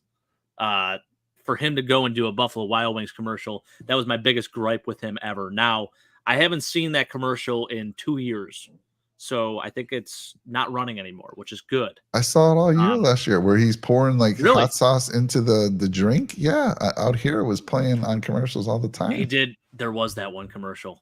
Yeah. Wow. Okay. Yeah.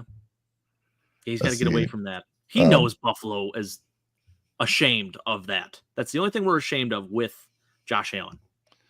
Battlehawk, I think you'll see Michael Thomas on your UFL in the near future. I just No. don't think- He'll sign. He'll sign, but is he good? Dude, he can't stay healthy, and I don't know what shape I don't know what condition he's in right now, honestly. Yeah, I mean, the injury risk is very high, but he'll sign somewhere on the cheap, and he can be a contributor still. Definitely. I mean, I don't know what type of, if they're leg injuries he's been having. I mean, that's going to take a toll on you. I do like this. I do like, I want Dante Foreman or Singletary at running back.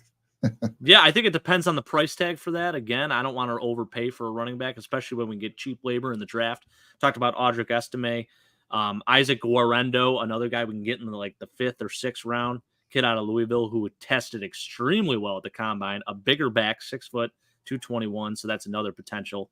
But if we are going free agency, even bringing back Ty Johnson, I don't see why not. I'm a huge fan of Ty Johnson.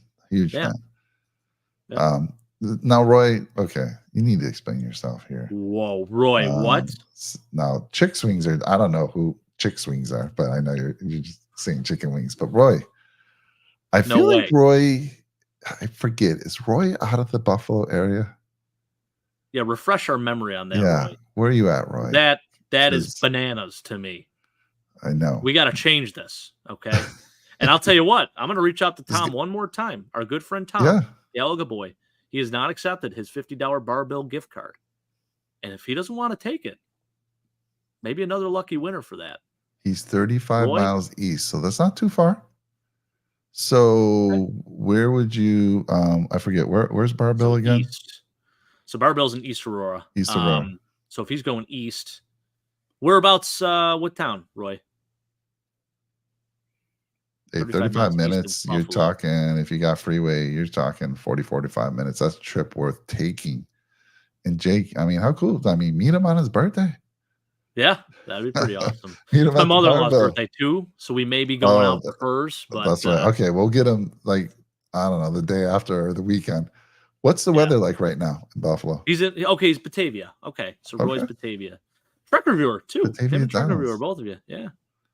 You know who loves Batavia? Brett McDurphy. Go Bills podcast loves Batavia, raves about it. Has family members from there, talks about this one diner, and forgive me, Brett, I'm forgetting the name of it. You're going to have to put it in the comments. But he's like, we got to drive out to Batavia for that. I'm like, dude, no offense. I don't have any hatred towards Batavia, no ill will towards them. But, Buffalo's a foodie town, and I just can't justify leaving Buffalo when we have so many amazing restaurants here and wings, obviously. Hard to leave, man. Do they still have Batavia Downs out there, or did They they do. shut that down? Yes. Okay, they still have it. Yep. Oh yeah. Before the horse races. Oh yeah, they love it. Yeah, Yep. A yeah. lot of commercials. A lot of commercials for that. I like going to. I'm not huge in the horse racing thing, but I mean, if you want to go, I actually got to go to forget where it is out here. It's very close by in San Diego, not far. Got to go see the horses. I've seen them a few times race, and man, that's an experience, Jake. I don't know if you've ever been to the racetrack. It's pretty cool. I have been at the fairgrounds just locally here, but I haven't gone to like a big time horse race. I would love to do that, like Kentucky Derby. That is like that'd bucket be list amazing. material, especially because it's like Bourbon Trail right there too. I'm a huge bourbon guy. Like that would be just the dream trip right there. So it's going to happen at one point in my lifetime, not anytime soon, but that would be awesome. To be down, so it's Del Mar is the city I was thinking about. Okay, yeah. And they, you go when you're against the rail and those horses come down the stretch, dude. Oh yeah. It's impressive. Intense. There's nothing but TV, awesome. Jake. You made the right decision, but don't tell that to Brett. He'll be a little disappointed in you there, Roy. But Roy, let's get you on here. I'm dropping a link. Get on here and tell us the story. Why have you not had a chicken wing? Are you allergic? I got to hear the story. Are you vegan? Are you vegetarian? Well, what happened, Roy, that you were not able to eat chicken wings? I don't know. This is a strange one. He's going to come back with some sad story, and I'm going to feel bad. Yeah, right. So Jason Kelsey, he was at the Big Tree Inn. So the Big Tree Inn, it's not an actual inn per se. I think it used to be back in the day. It's just a bar. And actually in front, they show it on ESPN and the primetime games all the time. There's a statue of Chris Berman out front. It's Jim Kelly. It's a good spot. Yeah, a little hole in the wall place. Their wings, you can't go wrong with those either. Yeah, very good stuff there too. Yeah. Are they on your top 10 list? I don't think they're on top 10, No? but they're definitely, I mean, anywhere you get wings in Buffalo, it's going to be good.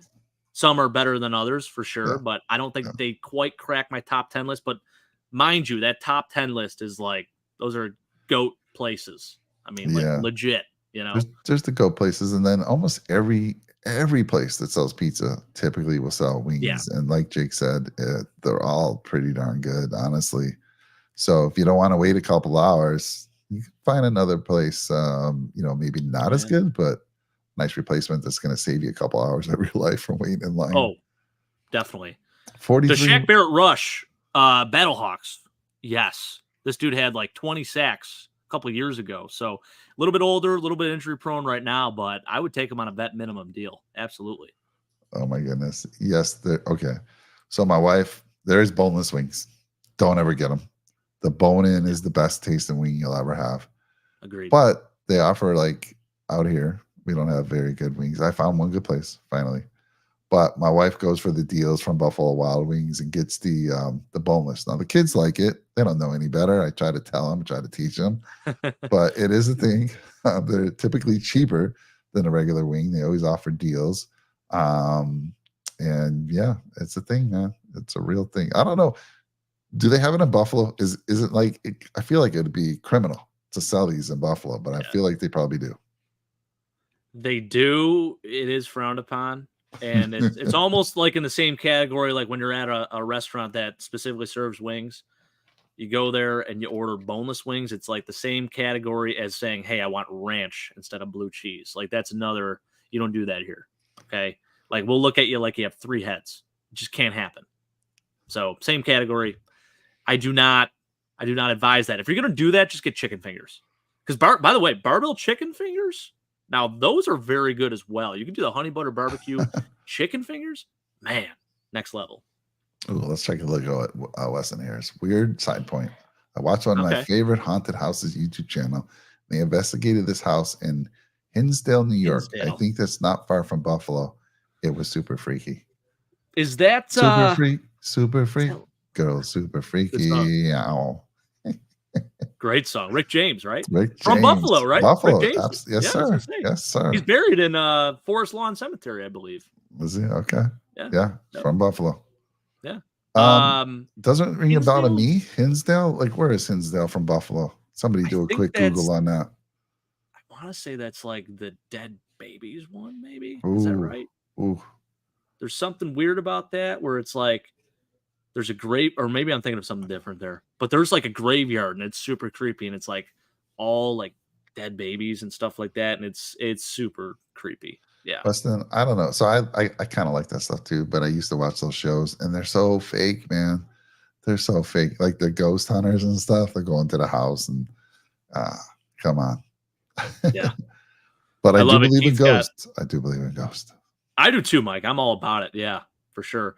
Yeah, Keith, absolutely. Keith taught me the Philly way. He took me to a really good place. The heck was the name of it, Keith? Joe's? No, it wasn't Joe's. Gosh, it was incredible. It was the greatest cheesesteak I've ever had in my entire life.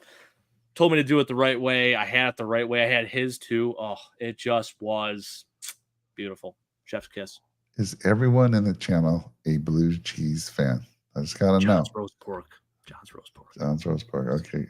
Yeah, I heard you guys said I wish. I've been to Philly twice and I had Philly cheesesteak. I don't remember where it was from or if they steered me to the right place. But of course, you go to Philly, you gotta have a Philly cheesesteak. Oh yeah, definitely. South on 86 to Hinsdale. Okay.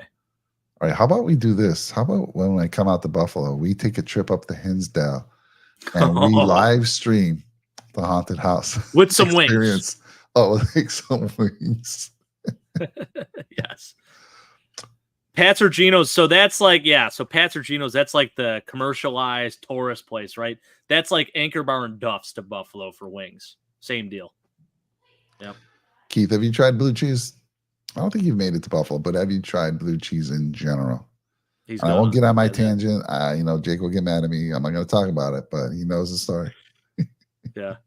Lenova's blue cheese. I think here's my only issue with Lenova. Now that they sell their pizzas at the Bills games and Sabres games, people get the wrong idea. Like they're not trying the OG location, like the mob-owned location in downtown Buffalo. Like that is Lenova. If you're going to go, you got to go there.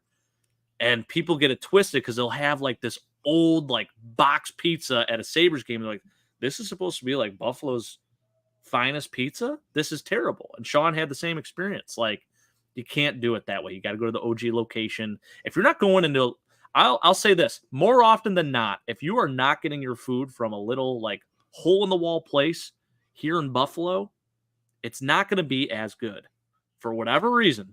These hole-in-the-wall bars and wing places, they're usually the best. I mean, even Barbell, in East Aurora, it's a small little place. There's mold growing on it. That's what it is. Maybe. Yeah, maybe. It's the extra mold and it's like a fine wine. Yes. Roy's saying, bring your checkbook, Mike. Hinsdale. So is Hinsdale just a fancy upscale town or something? Or, I live in California, so, it's pricey out here. So Hinsdale might be all right. Yeah. Oh, look at this. Hell yeah, Keith. That's why I love you. And I will be next year. Bills Fins, we're doing it. We're having him and his buddy come up. It's going to be incredible. And I'm telling you, it's going to be fun. I will give you the Philly treatment and then some. The front, that is amazingly good. The front on what, sir? Oh, I lost the context there. Sorry. The front, that is amazingly good. Oh, you're talking about Lenova still, maybe? Oh, maybe. Battlehawks has not been to Barbell, by the way. That's another one that I got to take there. Yeah. So yeah, you got the barbecue in Kansas City. I can't imagine. I would love to go to Kansas City. I love a good barbecue. I've been to Dallas, Texas a few times. Of course, their barbecue is fantastic. But I bet there's nothing better than Kansas City barbecue. I gotta see. There's so just to get into the haunted house. Ooh, interesting. Can you stay there? You can't stay there still, can you? Oh, that'd be wild. Man. I would hope they just give you a tour. There's a haunted house. I went to a haunted house in Old Town San Diego. And it was funny. So I took a lot of pictures, right? And I'm pretty good with Photoshop. So I took a picture and I made this little ghost image in one of the pictures. I actually added it to my photo. and I was sharing that. Like, what does that look like? I'm playing dumb. Oh my God, what is that? I love that. That's awesome. Mike, you are a little prankster. I've heard in the I am. past that you love that stuff. I love a good prank for sure. It's awesome. I'm a prankster, and we love this family. My family, we love scaring one another. We're all about the scare. Who gets the better scare? That's why I love these scary movies. That's why I love these haunted houses. Oh, They get yeah. me scared for some reason. Heck yeah. Gates Barbecue in Kansas City. That's is the one. best. Yes, Weston. I was just looking that up on my phone. So I have some friends in Kansas City. I said, where is the best barbecue? They said Gates. So I'm glad you are confirming what they said. That's what they said too. Love it. I love it. See, we got to have more open forums. It's just talk. Yeah. Like we're all around together in a bar. And Jake, what's going on? You haven't opened up a Labatt's. Are you on a diet? What's going on, man? I haven't seen you with a drink in a long time, my friend. Oh, I still do my fair share of drinking. Don't get me wrong. But yes, I know every show I used to have a Labatt's with me. We crack one open. Maybe I'll do it next week for old times on Wednesday. I'm just wondering, is something going on? Are you limiting yourself now? Oh no. Well, I'll say this during the week for sure, but the weekend. So there's always that big thing. Like you go to the doctors and it's like, how many drinks do you have in a week? And it's like 6 to 8. And I'm like, well, I do that. I don't do it during the week, but on the weekend, yeah. I mean, we can do 6 to 8 in an hour if I really want to get crazy. I mean, that's just how we do it here in Buffalo. So no, nothing to be concerned about. Still crushing beers. All right. I was just checking because not as many though. Not during the week. I've tried to be very good during the week and Sunday nights, I guess. So Steve Lynn, first time I'm seeing you out there, Steve. Thanks for joining us tonight. If you're new to the channel, please like, comment, drop a nickel, and subscribe. So this is interesting because I was talking to Sean. You put something in our group text the other day. And he's like, are you concerned about what Dawkins put in there? I'm like, I took nothing from that other than he loves Buffalo. And maybe he's a little sad that, it lost some of the guys he's played with for many years. But I'd be shocked if that were to happen. And let me throw it to you first, Jake, because you're the one you brought it up in our group chat. You were concerned. You were concerned. Yeah. Everyone's like, oh, extension. It's like you haven't heard the news. Maybe he's like putting it out there because he wants to be extended here in Buffalo, but they haven't come to terms on it yet. So I think there's one of three things. It's that he's leaving, which would be so stupid. You do not just get rid of your left tackle who's gone to the Pro Bowl multiple years with you. Or he's being restructured or re-signed or, something along those lines. I'm hoping it's just a restructure or an extension. I think that would be fantastic because it needs to happen. That's a guy you want to have on the Bills for the future. That's our left tackle. I mean, it would just be dumb not to keep a guy like that. Yeah, especially no chance. Yeah, especially with nothing like, no plan, nothing. I mean, we'd have to move up and draft some. And again, if you were to trade a guy like that, you're going to get some serious picks. But you'd have to trade up big time to get like a Joe Alt or something crazy like that. Well, supposedly the Bills did meet with a lot of offensive linemen at the combine. So I have my concerns for sure, but I think we're okay on this one. Yeah, if I look real quick, so just so you know, so he is, and I think it's more of the restructure because he signed through 2024 and 2025. Actually, it's kind of weird how this spot track is showing this. He's showing being so he's a UFA in 2025. So he signed through this year. If they, he's going to make $16 million. Dead cap is 11. If you were to just let him go, which that's not going to happen. But if they were to trade him, and can you imagine the draft picks we'd get? Or, but again, I don't think so. It's a great question though. Great question, Steve. I mean, you already lost the anchor of your offensive line in Mitch Morse. Yeah. To get rid of your left tackle, probably your best offensive lineman right now, that would just be dumb. And yes, he went to Temple. Another Philly shout out for Keith. Hey, I love Philly, man. I had a great time out there. And by the way, everyone was warning me. They're like, you're going to get killed. You go to a Phillies game wearing a Bills jersey. What are you, an idiot? Now, I will say it does help that the Bills beat the brakes off them for the first 3 quarters. Yeah. Doesn't help that they lost that game because we definitely got chirped pretty hard afterwards. But I'll say this. A lot of people did come up to me. They're like, hey, good game, man. Like, JA-17 is for real. Like, that was legit, So we didn't experience the nastiness that a lot of people said we were going to experience. And the city of Philly itself, it was awesome. And Keith and I had a phenomenal time. We went and saw Eric Wood out there, shotgun beers with Eric Wood. I mean, that was incredible. What a moment. Amazing. Yeah, I mean, it's where Rocky's from, man. Come on, it's the coolest place. Ran the steps too. That was awesome too. Yeah. Yep. Yeah, Roy's saying that Dawkins learning from Diggs to be cryptic. Yeah.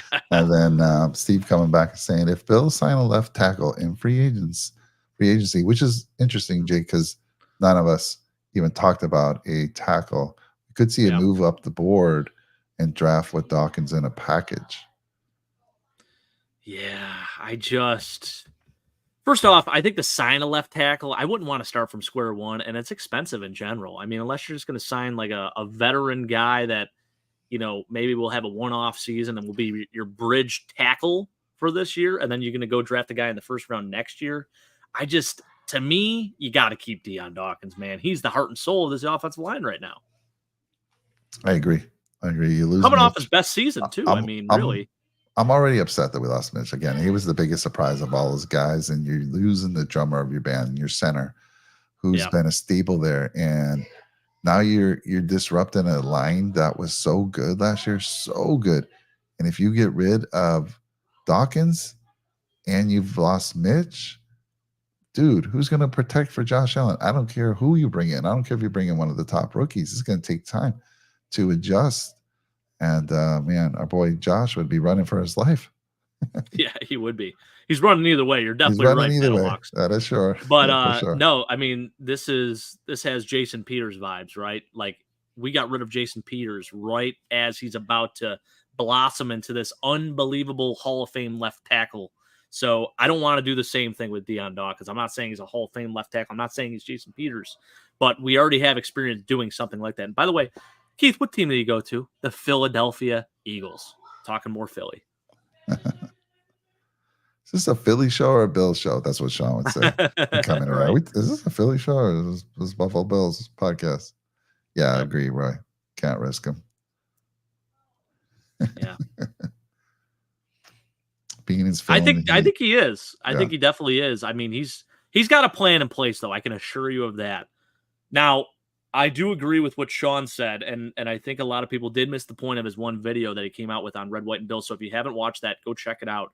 He made some very good points in that video saying that Brandon Beane should have prepared for this moment a little bit better. And not by signing free agents, but by attacking the draft in that way, where you're drafting a backup player to your starting superstar so they can learn underneath that guy. So when it does come time where you have to make a hard decision on whether you have to cut him or move him or restructure or whatever, if he does end up leaving your team, you'll have a guy that's ready, prepared, and may have already had some playing experience up to that point. So right now we're in a position where we just cut Mitch Morse. After having our best season as an offensive line, you're losing the drummer to your band, and you're going to move Connor McGovern, who had a very good year at left guard, to center. And he hasn't played center since, his like sophomore year or something like that at Penn State. So I understand the concern there a little bit. I do like David Edwards, and I think he's a serviceable guy, a starting caliber left guard who's played in the league and played in meaningful games. But we've downgraded at both of those positions now, essentially. So yeah, I get where he's coming from there. Yeah, Weston, it's 11 picks, but a lot of them are late round picks. I mean, we have a first, second. Obviously, we lost our third, as we said earlier. We now have a 2 4ths, I believe. And then most of the rest come in the 5th, 6th, and 7th. Jake, do you have the breakdown by any chance? Yeah, so we're talking 3 5th rounders. Let me actually pull it up here. I know it's 3 5th rounders for sure. Yeah. No, the compensatory pick, Battlehawk, fell to the 4th round. So we already had a 4th round pick. Now our what we thought was a 3rd round has fallen into the 4th round. Yeah, so it's 28, 60, 127 in the 4th, 133 from the compensatory pick, 143, 159, 162, 188, 199, 203, 248. So we're talking after the 2nd round. Actually, I'm sorry, after the 3rd round, that's where the majority of our picks are. It's crazy. Yeah. Yeah. So I do expect to see some moves and some big moves actually. Yep. Up the board. At Alvar 180 last year saved him a bit. Yeah. I mean, he resigned and it is too, by the way. Yes, because the compensatory. Yep. Still don't have a response or reasoning for why the Bills got docked essentially 44 picks lower than what was expected. They thought we were going to get the 99th pick, which is a third rounder still as a compensatory, but we ended up getting 133, which is, I don't get it at all. Yeah, agree. I was really shocked Mitch Morse got moved. Yeah, I'm still shocked. I mean, I don't know. Do you think Mitch is done? Do you think Mitch is going to test the market? What do you think? Yeah. He's already been visiting with teams. He visited with the Steelers Friday night, visited with the Jags yesterday, and I think he had another team or two that he was going to be visiting. So remember, with guys that were released, they're not UFAs, so they're free to go visit and negotiate with teams right now. They could actually sign with teams right now because they're a different type of category. They're not an unrestricted free agent. So those guys can sign right away, which is why we saw Mitch Trubisky go ahead and sign with the Bills already. Yeah. Oh, man, I'm just telling you, it's going to be painful to see me. If we play against Mitch this year, it's going to be tough, especially if he goes to a contender. I'm really curious to see what the contract length and amount is for the team. I think he's at that 1 year stage, Jake. I really do. I think he's at the 1 year. That seems to be a big thing. But if that's the thing, so my only thought was maybe what happened was the Bills wanted to restructure and clear up some cap room. So if that was the case, he would have had to play for us for another few years. And maybe he didn't want to take that. So actually, no, that does make sense, Mike. That's a good point, because if he didn't want to take that, he probably wanted that 1 year deal, and he'd be paid, roughly $8 million, $8.5 million. So maybe that's what he does. 1 year, $10 million or something like that. I still hold out hope, honestly, for some. Comes back. It comes back. I mean, I know it's not a thing you see a lot, but if he's not getting the money, and I think he will probably get the money, but I mean, I don't know. I'm just saying I would love to see him back, but it is what it is. And then this is why the reason why our compensatory pick fell due to Edmonds' playing time, I believe. Really? Interesting. I didn't hear that he missed a lot of time. I mean, looking at it, so he played in 15 games. He only missed 2 games this year. Yeah. So I don't know. Yeah. Actually had a really good season too. Are you looking at something that shows his snaps? Yeah, I just pulled it up here. So he had 113 tackles, 4 interceptions, and he played 15 games, started 15 games. And do you have the snap count, total snap count at all, or no? Let me see if I can pull that up. Tremaine snap count. Edmonds stinks. You know what? I gotta say, I didn't miss him. Even with all the injuries, I really didn't miss him. No. I don't think you heard anyone in the Buffalo community, podcasters, anybody saying, and I'm sure most of the fans, most of the folks here in the channel, you weren't ever saying, man, I miss Tremaine. Gosh, wish we got him back. Nope. Terrell Bernard put that to sleep. Sure did. Yeah. Yeah, by the way, great re-signing by the Chiefs, getting Drew Tranquill back. That was a guy that maybe, you thought he would test the free agent market, but would be a dumb move for the Chiefs not to bring him back, I think. So great move by you guys there. I'll be curious where Dotson goes. Yeah. Dotson, too. I mean, I said this many times. I'm happy for him. I mean, everyone was ready to ship him off after preseason. He's a bum. Has to come in and play. If you use a tool like PFF, they love him. He was like a PFF favorite. Very good against the run. Made some TFLs. Where he struggled was in coverage, but so the Bills would switch out right when it was a passing down. They'd bring someone else in, but it'd be interesting. They play a lot of dime, so Jordan Porter would actually be playing as a linebacker essentially. So I think I think it was somewhere around $5 million. He, as far as market value goes, we'll see. I don't know. We'll see what people think of Dotson. I mean, is he a 1 year wonder? It'd be nice to have him as a depth piece with Milano coming back. If we, if he didn't get the money that they're saying he's going to get. By the way, 876 total snaps this year for the Bears. He had 760 last year with us in Buffalo, Tremaine Edmonds. So I don't know. Yeah. I'm very perplexed about the whole thing still. So it doesn't appear to be a case where playing time. Yeah. And Weston, very interested to see what happens to Trey White. Yeah, we all are. Yeah. We all are. This is going to be very interesting. He's going to go to the Dolphins. He's going to go to an AFC East team, and we're going to get to see him twice a year, celebrate him. and have to whoop them. Unfortunate if that happens. I hope not. By the way, let's just say this about the Chiefs, because we love our guys here from the Chiefs. Man, what they did a couple years ago, like cleaning up their cap, and it feels like the Patriots all over again. And now they're ready to make a big splash again. They're only missing a few. They're not missing anybody. I mean, they got to eventually pick up someone for Kelsey. Travis is getting up there, but he doesn't look it. I mean, my God, he turned it on in the playoffs. Still can't cover that dude. I don't know what it is. Why can't some defensive coordinator figure that out? They can't. I know, right? Yeah. But they're going to get a receiver. They're going to get it. And boom, all of a sudden now you got Kelsey. I have a feeling it's going to be Xavier Worthy too. Dude, I bet you guys picked him at 32. That'll hurt so bad. Yep. But whoever they get, especially since they signed Chris Jones, they're going to get a damn good receiver. It's so deep at receiver. So the Chiefs again, man, they're rebuilding. They retooled yet still won a Super Bowl, if that's possible. You know what I'm saying? Mm-hmm. Yep. Oh, yeah. How about this? Trey White's a bill in disguise. We don't want him. And then Joshua Richardson. Yeah. We talked a little bit about that. Eric Armstead getting released. That's a huge cut. Very surprising. And that guy's going to command some big money in free agency for sure. Really, really good player that obviously, is going to get some money. But I wish the Bills had some money, because that would be a guy to put on our radar. Yeah. And then Kelsey just runs to a spot. Nobody bothers to cover him. It's the most frustrating thing in the world. I used to think this about Jerry Rice too. I'm like, they put 2-3 guys on. I'm like, how can nobody stop this guy? Are you kidding me? I still don't get it. It's not like he's the fastest dude. Kelsey's not the fastest dude. He's an art. He's an artist working in space. He's a great receiver. And I guess when you have that chemistry with your quarterback, you just know where to slide, and he's going to get you the ball with an arm like Mahomes. But it's insane, and it's so frustrating. I don't know how many times you've yelled at the TV. I've yelled at the TV plenty of times.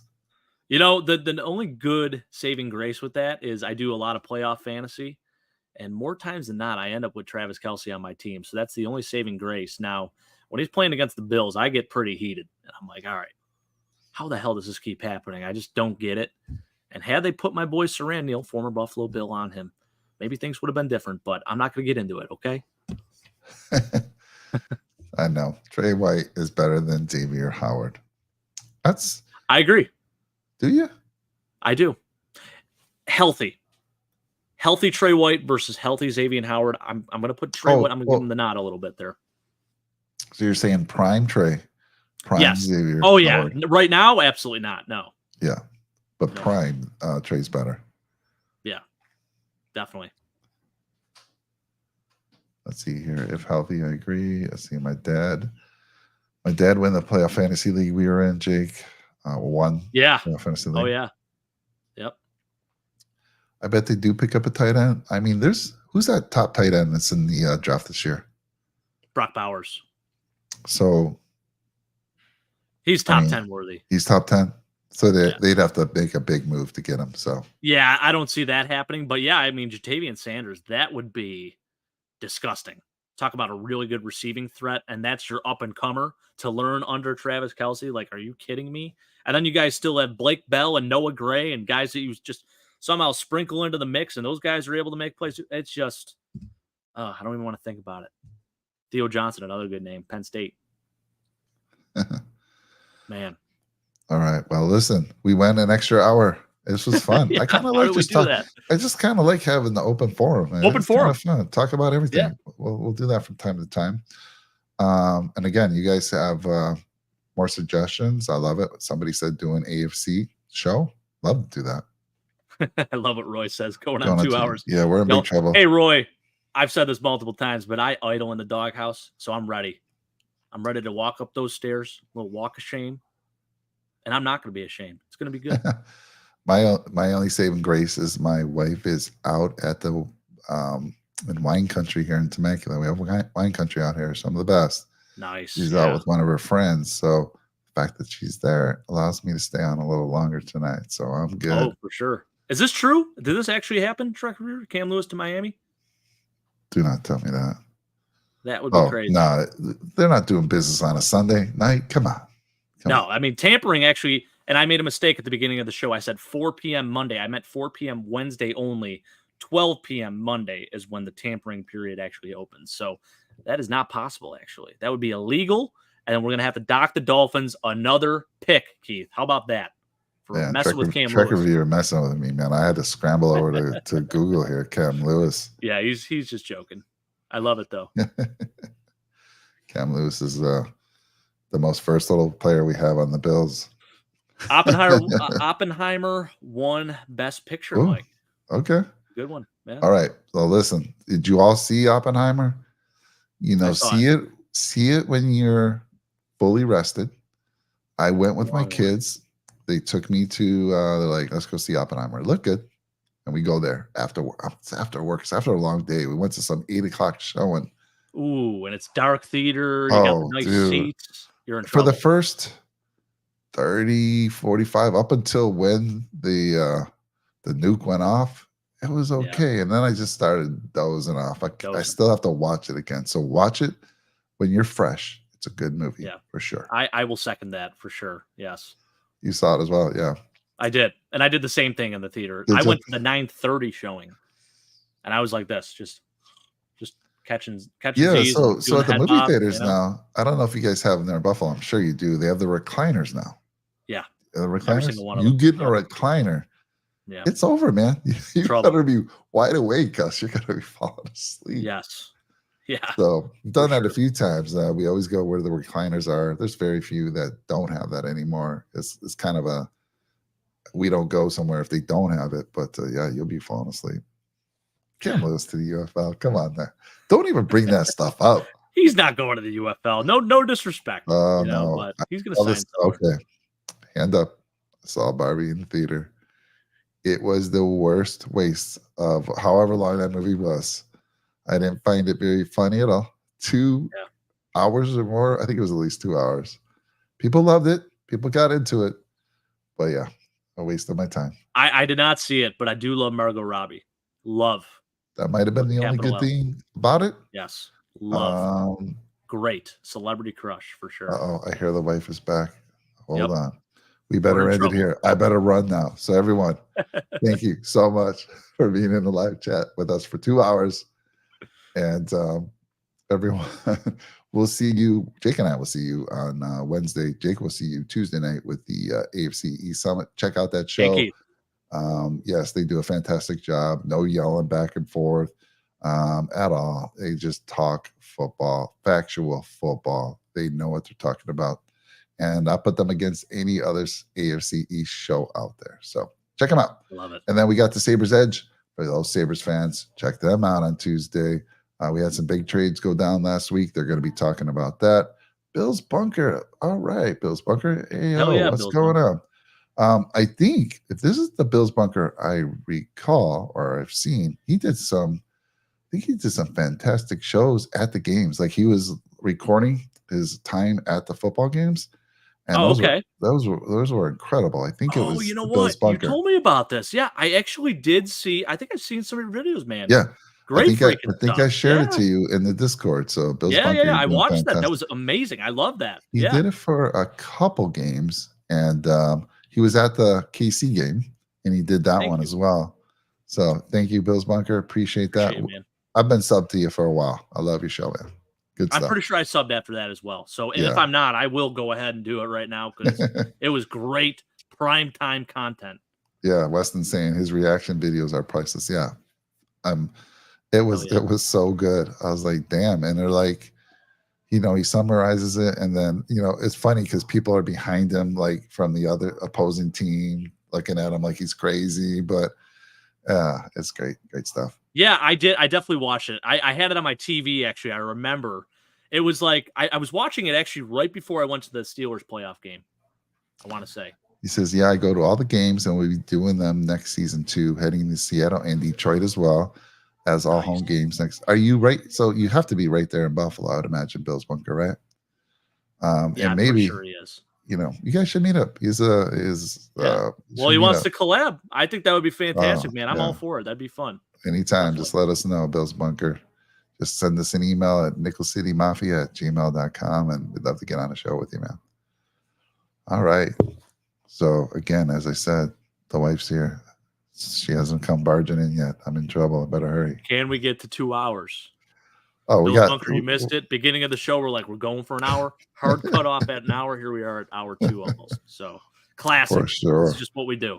Bill's Bunker, who's your favorite wing place? You've been to Buffalo, or you probably live in Buffalo. What's your favorite wing place out there? Are you the Bar Bill guy, just like Jake is? I mean, he should be doing commercials for them. I'm telling you. Yeah. Should be doing commercials for them. Hopefully someday.